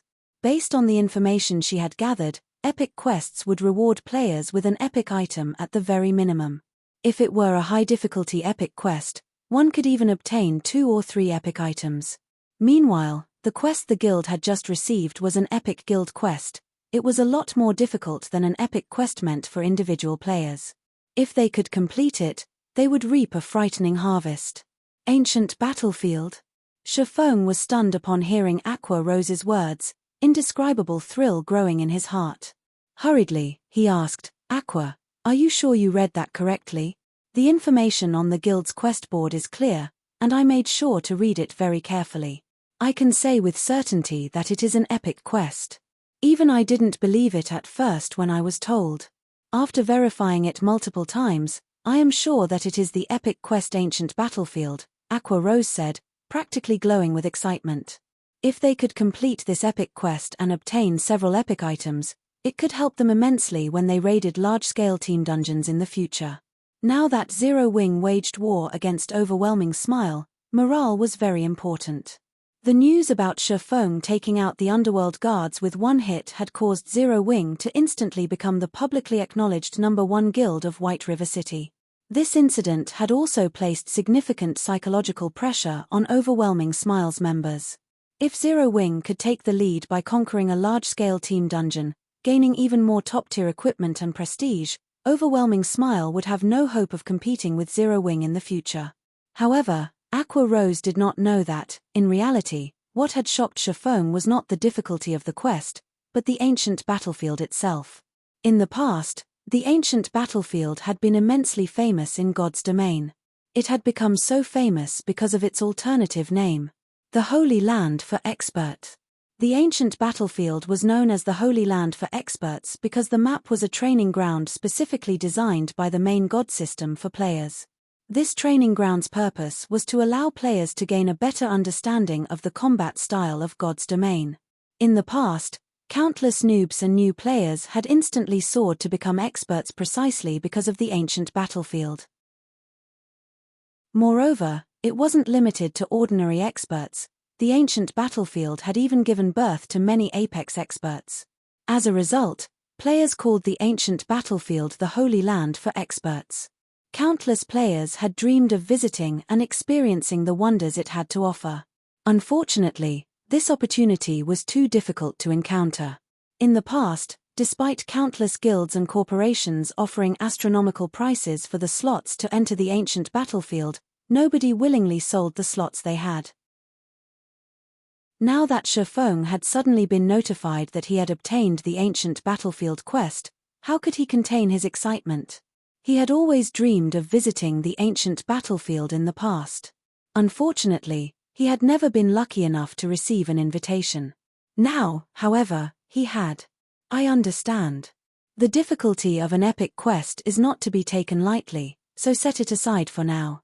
Don't worry about it disappearing. After a guild quest is issued, it will be available for 3 months or until someone accepts it. Since it has just been issued, leave it there for now, Shifeng said after calming down. However, although we are setting aside the quest, I have a few tasks that I'll need you to do for me. Tasks? Aqua Rose was confused. She could not understand why Shifeng did not intend to accept this epic quest. Although she knew that the difficulty of an epic quest was unmatched, without accepting the quest, how could they possibly know whether or not they could complete it? It was a pity to leave the quest there like that. Most importantly, it was so tempting. That's right. In order to complete this epic quest, we will need sufficient combat power. I need you to contact Fire Dance and the others and tell them to stop trying to level up to deal with Overwhelming Smile. The same goes for you. All of you should focus on improving your combat techniques. I will also frequently give you pointers. In a few days, I will test you all to see how much your combat techniques have improved. At that time, I will select the top 9 players to participate in this epic quest. Shifeng laughed.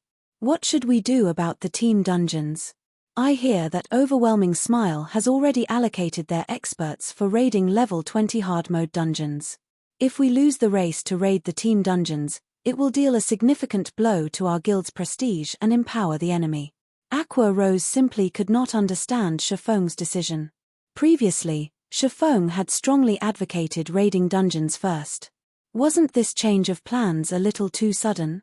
She wasn't even sure how to react. The most surprising thing was the fact that a busy man like Shifeng had actually offered to instruct them personally. This had never happened before. Having the #1 expert of Starmoon Kingdom tutor them would yield effects hundreds of times better than learning from Shifeng's battle videos in secret. Countless players dreamed of such an opportunity. There were even some who had offered 1 million credits on the official forums, hoping to hire Shifeng as their personal trainer. It would be a lie if Aqua Rose said she was not excited. This was just as thrilling as the epic quest. Sharpening your axe will not delay your job of cutting wood. Do you think that conquering a large-scale team dungeon will be so easy without a certain degree of strength? Beyond that, the quest only requires 10 people. We can just have the others continue with raiding the dungeons. Shifeng did not bother to explain further, he could not reveal too much information. Aqua Rose had no idea just how important this ancient battlefield quest was. Raising an army was easy, nurturing a general was not. In the past, no one had been willing to trade their spot on the ancient battlefield even when offered a legendary item. The competition over a measly dungeon had meant nothing. If possible, Shifeng would have accepted the quest immediately.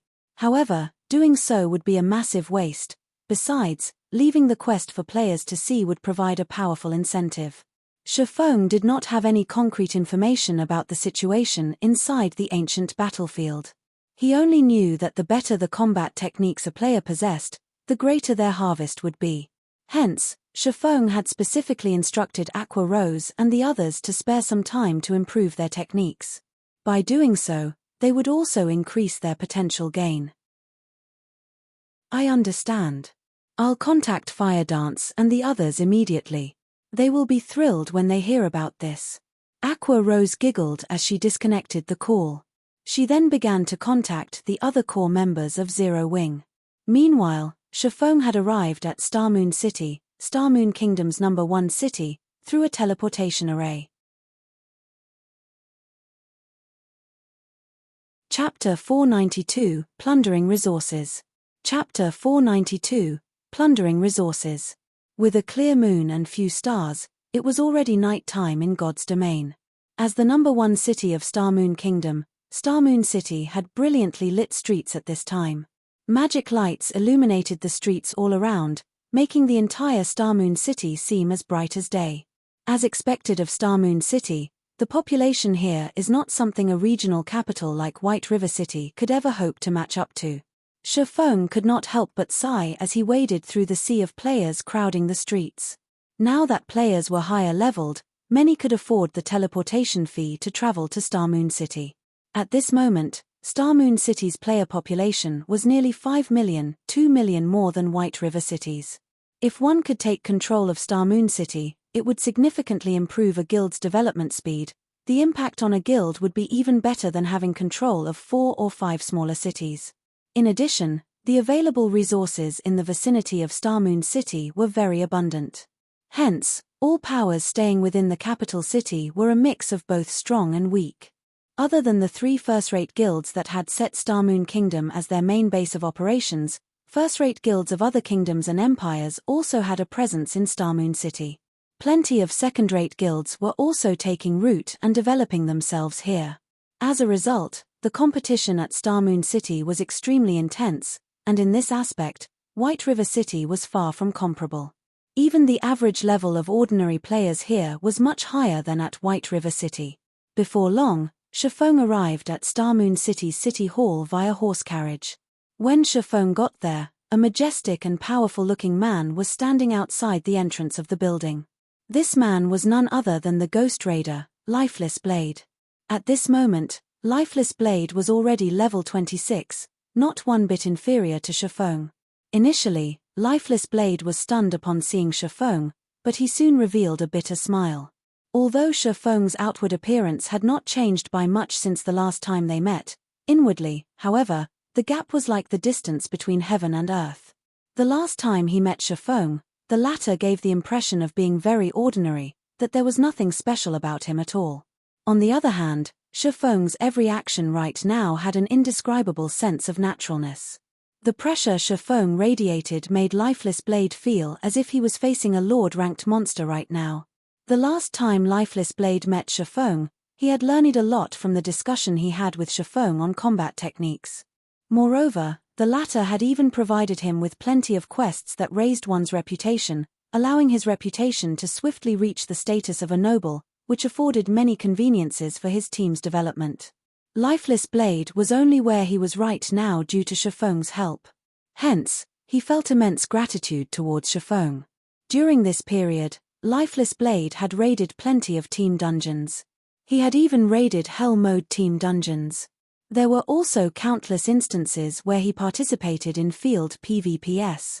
If he were to speak for himself, he would say that his strength had improved plenty since his last meeting with Shifeng. However, compared to Shifeng, his improvements paled significantly. "Brother Yi Feng, I've already completed the task you requested," Lifeless Blade stated when he saw Shifeng approaching. In a somewhat worried tone, he continued, "But, Brother Yi Feng, that plot of land you want is simply too far away from the high-traffic areas of the city. You will only make a loss by purchasing the land there. With the same amount of money, you can easily purchase a plot of land in the high-traffic areas of the city. This is really not a profitable purchase." "No worries, I prefer a place that is somewhat peaceful," Shifeng laughed. Starmoon City was extremely large. There was also quite a lot of land available inside the city. However, the prices of the land here were not one bit cheaper than in White River City at all. Even an ordinary plot of land had a minimum price of 2,000 gold. With this sum of money, one could purchase a relatively good plot of land in White River City already. Meanwhile, the land situated around the central district of Starmoon City had a price tag of at least 6,000 gold, whereas land in the golden areas of the city cost 14,000 gold at a minimum. The prices here were more than double those of White River City. However, precisely because of this reason, the guilds based in Starmoon City had a constant headache. There was no meaning in purchasing a useless plot of land for more than 2,000 gold. However, not to mention the land in the golden areas, even accumulating 6,000 gold required a lot of time and effort. Hence, practically nobody was paying attention to the land within the capital right now. However, the many guilds in Starmoon City had neglected a point. Since the land of the capital city was so expensive, wouldn't the guilds developing at the capital city at the initial stages of the game suffer immensely? Not to mention the expensive land, but there was also the high difficulty of earning reputation in Starmoon City. No matter how one looked at the situation, guilds that were developing themselves in the capital city would be at a disadvantage during the early stages of the game. In reality, however, that was not the case.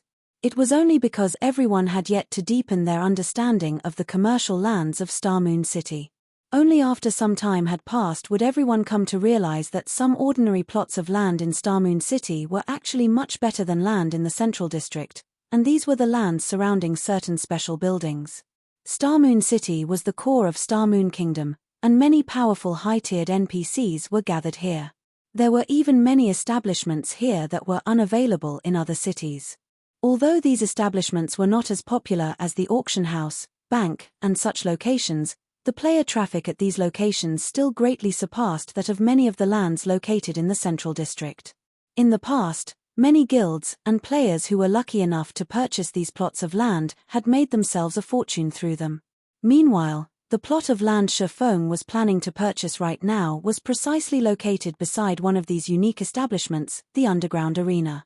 Although only a small number of players frequented the Underground Arena at the moment, that traffic would increase, along with the growth in popularity of arena matches. In particular, players from other cities and countries would often visit Starmoon City, boosting the player traffic here to an even more frightening level. Shifeng truly wished he could purchase every plot of land surrounding the Underground Arena. Unfortunately, he no longer had that much money on him right now. Forget it. It's your money anyway. Lifeless Blade shook his head and sighed. Including the ownership transfer fees, the plot of land Shifeng had set his eyes on cost nearly 3,000 gold. That was enough money to purchase a relatively good plot of land close to the central district. Following which, Lifeless Blade led Shifeng into the city hall and carried out the purchase and transfer procedures. After 10 minutes or so, Shifeng had obtained the best plot of land close to the Underground Arena. Moreover, he had also spent over 1,000 gold to construct the best available shop there, and had even hired 15 advanced NPCs to manage the daily affairs of the shop. Witnessing how Shifeng had spent close to 4,000 gold coins so casually nearly shut down Lifeless Blade's brain. This was his first time seeing a spendthrift like Shifeng. Not only had Shifeng wasted his money on an ordinary plot of land, but he had even spent over 1,000 gold to construct the best available shop. In Starmoon City, Lifeless Blade's team could be considered extremely wealthy. Yet, even so, their liquid assets only amounted to dozens of gold. Even a first-rate guild could not easily take out 1,000 gold. Yet, Shifeng had spent it casually, as if he was buying vegetables at a market. At this point, Lifeless Blade had even begun to wonder whether Zero Wing, the guild behind Shifeng, was manufacturing gold coins. In the face of Lifeless Blade's stunned reaction, Shifeng simply gave the man a smile. He did not bother giving any explanations. Now that he had established a branch of candlelight trading firm on this plot of land, he had the foundation to begin plundering the resources of Starmoon City. As long as he sold the strengthened armor kits here in limited quantities, the players here who needed these items would end up heading over to White River City's candlelight trading firm to purchase them when the local supply ran out. With this, Shifeng could secretly steal the player population of Starmoon City. Over time, the players of Starmoon City would become White River cities. By the time the guilds competing over Starmoon City realized their situation, everything would be too late.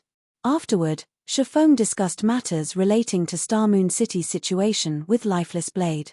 He then logged out of the game to rest as he patiently awaited the completion of Candlelight Trading Firm's construction. Chapter 493 Big Dipper Competition. Chapter 493 Big Dipper Competition. After logging out of the game, Shifeng exited his virtual gaming cabin and began today's training plan. Ever since his brain activity increased, it was as if Shifeng had entered a whole new world in regard to his control over his own body. During this period, he had continuously been adapting to the new changes. A human's body was subject to the brain's control. The brain controlled processes such as hormone production, cellular immunity, and physical power control. As these processes involved a lot of information, the brain carried out these processes automatically. Just like a computer, which ran its system programs in the background, the human brain had long since been set to deal with these processes automatically without requiring conscious effort from the brain. This was a sort of self-protective mechanism for the human brain. However, with the increase in brain activity and, simultaneously, brain usage rates, humans could actively control these processes instead of leaving the brain to passively control them. If brain activity increased to a sufficient level, humans could even control their own body's hormone production, fine-tuning their own bodies to increase their own lifespans, maintain a youthful appearance, and so on. In particular, with a high enough brain activity, one could even control their brain's subconscious inhibition of their body's physical power. If an ordinary person, who might originally have had a punching power of 100 kilograms, was able to remove the inhibition their brain placed on their physical strength, then they could instantly multiply that power by over a dozen or even several dozens of times. Like in the news, during times of emergency or danger, many people would suddenly display explosive power that they never possessed. As for the reason why these people could display such power, it was because their brains had removed the limiter placed on their physical bodies. However, it was exceptionally difficult to remove this limiter. There were also many people who failed to remove it, despite encountering a dangerous situation. Or even if they did manage to do so, it would be for only a very brief period of time. Nevertheless, with the increase in brain activity, one could consciously remove the limiter placed on their physical power. This was the case with Shifeng right now. The increase in his brain activity had boosted his brain usage rate. Originally, Shifeng was unable to control the limiter placed on his physical power. Now, however, he could adjust it slightly. As far as Shifeng knew, many martial arts grandmasters in the past had undergone long periods of training, in addition to consistently increasing their brain activity, in order to grasp this technique. Moreover, due to the popularity of God's Domain, as well as the fact that the game played a significant role in developing a player's brain, many people in the past had also been able to reach this step. At this moment, Shifeng's goal was to reach this step. During this period of training and learning, Shifeng could sense that he had already touched the gateway. If he could grasp this technique, then his combat power in God's Domain would definitely improve by leaps and bounds. However, if he wished to grasp a hold of this power, he needed to increase his brain activity once more. It was just that breaking through his own mental limit placed a heavy demand on his brain cells and required a large amount of energy. Meanwhile, only with S-rank nutrient fluids could he solve these problems. Although Shifeng had the money, he could not purchase any S-rank nutrient fluids by himself. Shifeng really wished to have a sufficient number of virtual gaming cabins and S-rank nutrient fluids in order to immediately nurture Aqua Rose, Fire Dance, Cola, and Violet Cloud into true top-tier experts and have them set foot into the refinement realm. At that time, Zero Wing's strength would definitely soar, and it would no longer be an impossible task to capture the several cities surrounding White River City. Just when Shifeng had completed his morning training and was about to have his lunch, the quantum watch on his wrist rang. "Mr. Shifeng, I am Mr. Xiao Yu's assistant. Your competition today is scheduled at 5 p.m. I have come to pick you up in advance. The car is already waiting downstairs," the young and beautiful woman who appeared in the video call said, smiling. "All right, I'll be there in a moment," Shifeng replied before disconnecting the call. Meanwhile, on the ground floor of Shifeng's apartment, a maglev limousine was currently parked outside the building. A man and a woman stood quietly beside the car, waiting. The woman wore a black dress. She had fine black eyelashes and a glamorous face with skin as white as snow. Her long hair was draped over her shoulders. Overall, she had a bright and beautiful appearance. As for the man, he was tall and ferocious. Wearing a black suit and a pair of sunglasses, he was like a ferocious beast, his entire body radiating a hostile aura that made others consciously distance themselves from him out of fear. When the residents of the community saw this scene, they thought that a big shot had come visiting. "This guy sure knows how to take his time." The female assistant, Liang Jing, looked at her quantum watch. In an impatient tone, she grumbled, "Just what does Chairman Xiao see in him to actually have us come fetch him?" She was the head assistant for Big Dipper Training Center's chairman. Yet, now, she was actually sent to escort a youth. The man standing beside her right now was also no ordinary character. He was called Lu Jihong, and he was the personal bodyguard of Chairman Xiao. Lu Jihong's strength was simply amazing. He could easily deal with 7 or 8 ordinary people simultaneously. Even if he participated in the city's fighting competition, he would have no problem obtaining a good ranking.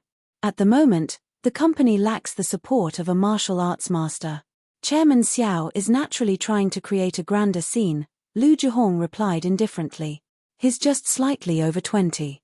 How could he possibly be a martial arts master? Liang Jing had noted Shifeng's appearance through the video call just now.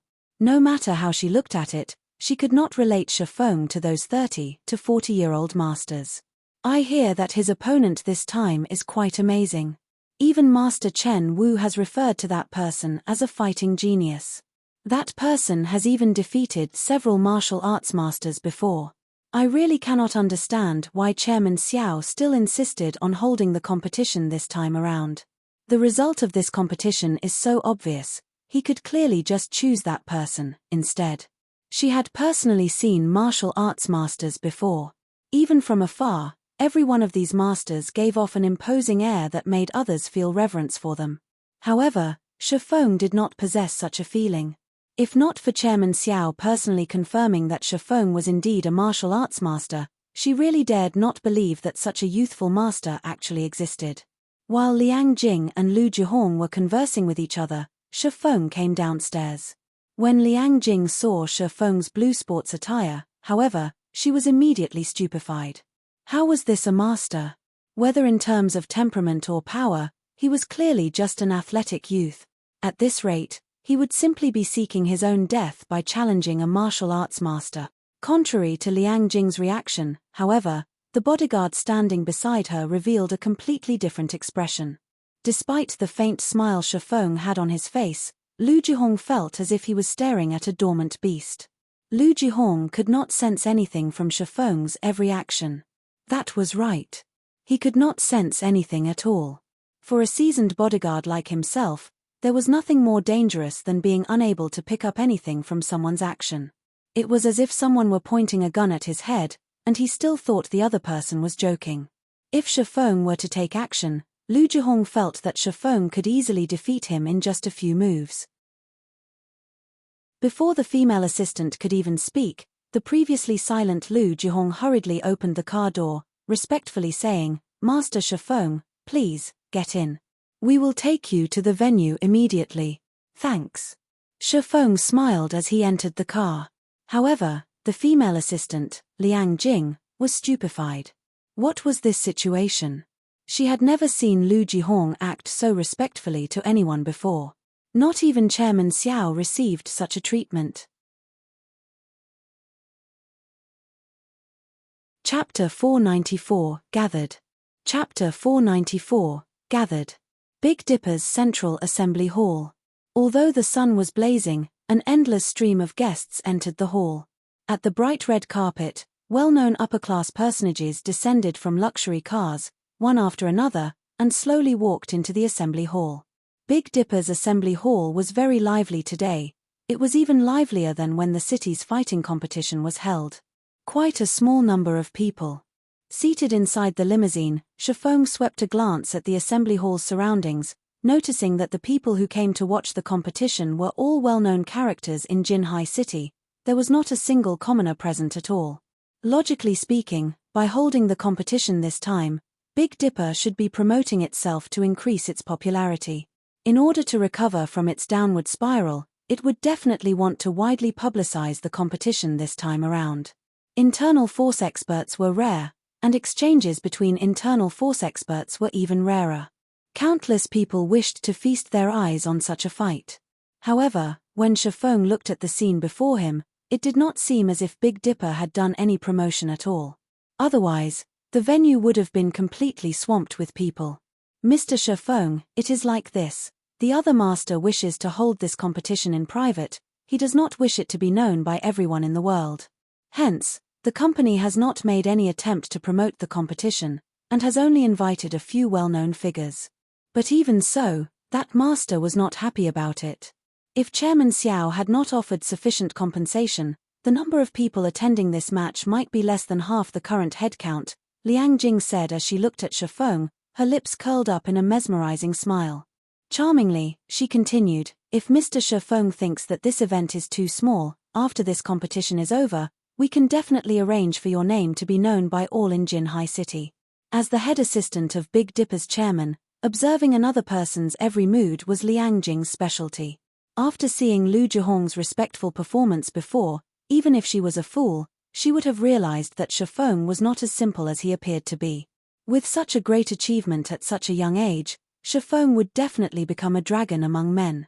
If she could narrow the distance in their relationship slightly, the familiarity would be of tremendous help to her future. Naturally, she could not pass up this opportunity sitting before her right now. That person sure likes to keep a low profile, but it's fine. I don't like being watched by too many people, either, Shifeng laughed. Originally, Shifeng had no intention of making himself famous. He wanted to develop himself while maintaining a low profile. If not for the 15 bottles of S-rank nutrient fluids and 5 virtual gaming cabins, he really would not participate in this competition. Soon, Shifeng followed Liang Jing to the backstage of the assembly hall to rest there as he quietly awaited the start of the competition. At this moment, the competition hall inside Big Dipper's assembly hall was already packed with people. Every one of these attendees held considerable status in Jinhai City. Plenty of well-known figures from other cities had also turned up this time around. Meanwhile, seated inside the VIP room on the second floor were the few titans of Jinhai City. At this moment, Xiao Yu was entertaining these VIPs. If Shifeng were present in this room, he would definitely discover a lot of people he was familiar with here. Seated in the center of the room was none other than Jinhai University's headmaster and chairman, Xu Wenqing. Seated beside him were Zhao Jianhua of the Zhao Group, Master Chen Wu of Jinhai City's No. 1 dojo, and many more high-profile characters of Jinhai City. Little Xiao, you've surely given me a big surprise this time. You were actually able to invite 2 martial arts masters to conduct a competition with each other. This is a first for our Jinhai City, Xu Wenqing said as he stroked his white beard. A little excited, he said, I wonder if you can introduce me to the 2 masters you've invited this time around. The other VIPs promptly nodded their heads at Xu Wenqing's words. In this day and age, fighting competitions were the most popular event in the world. The status of martial arts masters was naturally extraordinary. more so that of internal force experts. Normally, one could not see such experts in an ordinary city like Jinhai City. Even high-profile characters like the VIPs present would not be able to easily meet such experts. Old man Shu, you must be joking. How could I possibly be able to invite two masters to conduct a competition with each other? The two of them just happened to want to compare notes with each other, so they allowed me to arrange this competition, Xiao Yu said, laughing. Currently, his heart was filled with an indescribable sense of joy. The two masters are currently resting and preparing for the competition later. It would not be convenient to invite them over right now, but I'll definitely arrange for a meeting afterwards. I hear that the two masters competing this time are very young. Is that true? Shu Wenqing asked curiously. Yes, the two of them are indeed very young. Both haven't even reached the age of 30 yet. Xiao Yu nodded, then added proudly, in particular, Master Chen Wu has also met the master that we've specially invited this time. Although he is only 27 years old, his strength is very frightening. He has already defeated several well-known masters. During this period, I heard that he is planning to join the qualifiers for an international fighting competition, and that he has a high chance of obtaining a good result. Indeed, that Master Lei Bao is really a prodigy. I've compared notes with him before. Unfortunately, I was easily subdued in just a few moves. Now that Master Lei Bao has undergone over a year of intense training, his current strength should be even more frightening. When I met him before, I even felt chills running through my body. Chen Wu nodded as he sighed in admiration. Lei Bao was definitely the most powerful internal force expert he had met. A martial arts prodigy. In the future, it was highly possible that Lei Bao would become a martial arts grandmaster. At that time, Lei Bao would probably be able to defeat him easily even without using internal force. If Lei Bao used internal force, instead of just losing the match, he might even lose his life in a single move. Everyone found it inconceivable when they heard that Jinhai City's famous fighting champion, Chen Wu, had been easily defeated, and that this had happened over a year ago. Not a single person present did not know who Chen Wu was. He was a character known by all in Jinhai City. In his early days, Chen Wu had fought many martial arts masters. Although he was defeated in those exchanges, the martial arts masters that fought him also did not have easy victories. One could say that Chen Wu was a martial arts expert who was very close to becoming a master. Hence, everyone in Jinhai City referred to Chen Wu as Master Chen. Currently, Chen Wu was still of a relatively young age, and he maintained his strength at its peak. Logically speaking, he should have already taken half a step into the ranks of masters. Yet, he only managed to last several moves against the martial arts master named Lei Bao. One could just imagine how powerful Lei Bao was. Oh, there's actually such a talented character. Little Xiao, you must introduce him to me after the competition. Although this decrepit old man has spectated international fighting competitions before, never once have I had the opportunity to chat with such a master. Shu Wenqing's eyes glowed with anticipation upon hearing Chen Wu's words. Seated at the back of the room, Zhao Ruoshi, who had come along with Zhao Jianhua, revealed an expression of worry as she listened to the conversation. What to do? Zhao Ruoshi's heart was in distress.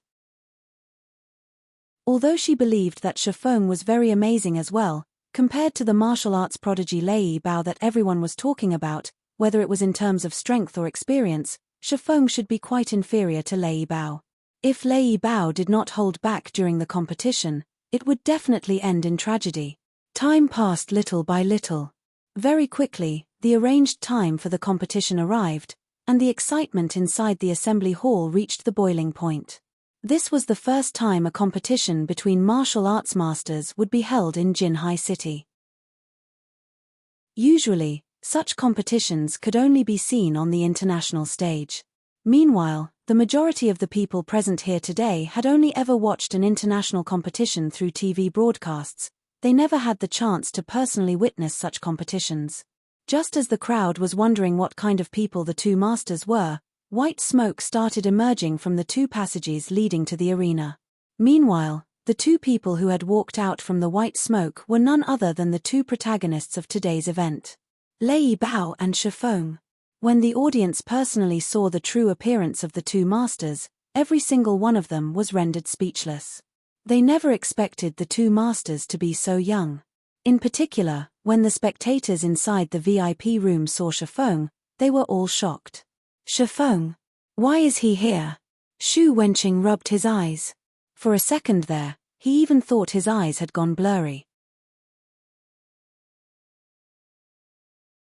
Chapter 495, Strength of 1,000 kilos. Chapter 495, Strength of 1,000 kilos. Xu Wenqing's memory of Shifeng was still fresh in his mind. Previously, not only had Shifeng defeated the university's #1 fighter, Zhong Luowei, but he had also earned high praise from Chen Wu. Xu Wenqing had not expected Shifeng to actually appear at this place right now. It can't be, right? Chen Wu was similarly stunned upon seeing Shifeng. As he recalled, Shifeng was very amazing but had yet to reach the level of using internal force. At this moment, however, Shifeng was actually participating in this competition. It was truly shocking. When both sides stood in the arena, Lei Bao and Shifeng contrasted sharply. Lei Bao wore a black vest that placed his bronze muscles on full display. His muscles were not bloated, but instead were sleek like a cheetah's, giving others the feeling that his muscles were packed full of power. His disheveled hair coupled with his bestial aura and aquiline gaze made him seem exactly like a wild, ferocious beast. People would not dare to get even half a step closer to him. On the other hand, Shifeng looked just like your average university student. He possessed neither a sharp, sword-like aura nor a tall, robust body. He gave others the impression that he was completely harmless to both humans and animals, that there was no need for even the slightest bit of vigilance towards him. The battle between the two was a competition without any suspense. It was just like a fight between a ferocious lion and a cute little rabbit. There was absolutely no point to this battle at all. Suddenly, it was as if cold water was poured over the hot passion of the audience members. Wasn't this a match between two masters? Why is there an ordinary university student here? That's right, even if Big Dipper is trying to promote Master Lei Bao, can't they at least invite a slightly decent expert? What's the point of inviting a youth that hasn't even grown all his hair yet? Even I can take care of that little brat with ease. The audience promptly burst into a heated discussion. They all felt that Big Dipper's chairman, Xiao Yu, was lacking sincerity. However, seated at a corner of the spectator stands, Zhong Luowei and Lan Hailong were both stunned when they saw this scene. How could he be a martial arts master? Zhong Luowei looked with eyes full of disbelief at Shifeng standing in the arena. Even until now, he still took to heart the defeat Shifeng had dealt him. During this period, he had trained constantly and had even sought meticulous guidance from Chen Wu, all in order to have his revenge on Shifeng. Yet, now that Shifeng had appeared before him once again, the man had actually become a martial arts master already. However, when Zhong Luowei looked at Shifeng's opponent, Lei Bao, a smile appeared on his face. He had heard plenty about Lei Bao's deeds from Chen Wu. Lei Bao was a fierce man who did not know how to show mercy.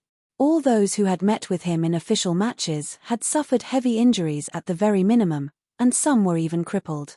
Hence, nobody was willing to compete with Lei Bao. When those in the world of martial arts heard the name of Lei Bao, even top-tier masters would try to avoid him as much as possible. Nobody wished to destroy their own future by competing with Lei Bao. Originally, Zhong Luowei had thought it was some daring expert who had come to compete with Lei Bao this time around. Now, however, it would seem that Shifeng was just a hot-headed youth after all. Yet, before anyone could voice out their complaints, the host of the competition immediately hyped up the audience. Ladies and gentlemen, before the start of this competition, the two masters will do a small warm-up, allowing everyone to clearly see just how powerful the two masters are. Now, let's welcome our two masters to showcase their strengths.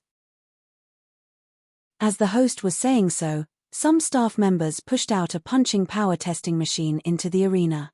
The punching machine was the latest model, and it was intended to test Lei Bao's and Shifeng's punching power. The first to take the test was Shifeng.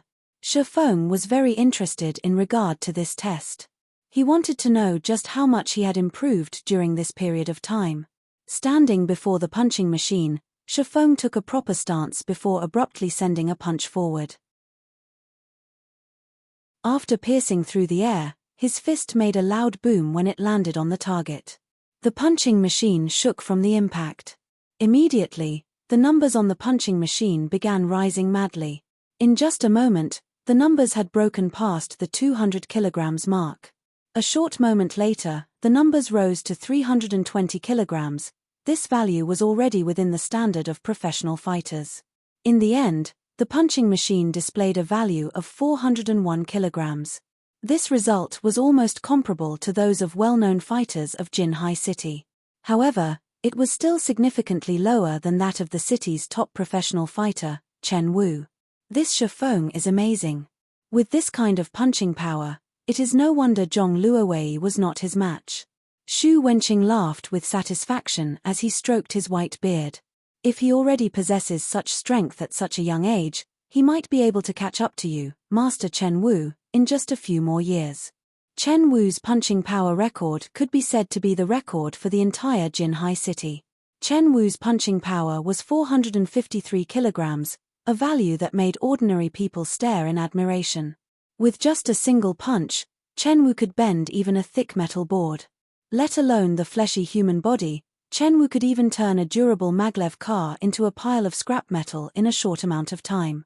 Meanwhile, Shifeng was just in his early 20s, so he still had great potential for growth. He would have no problems surpassing Chen Wu's punching power record.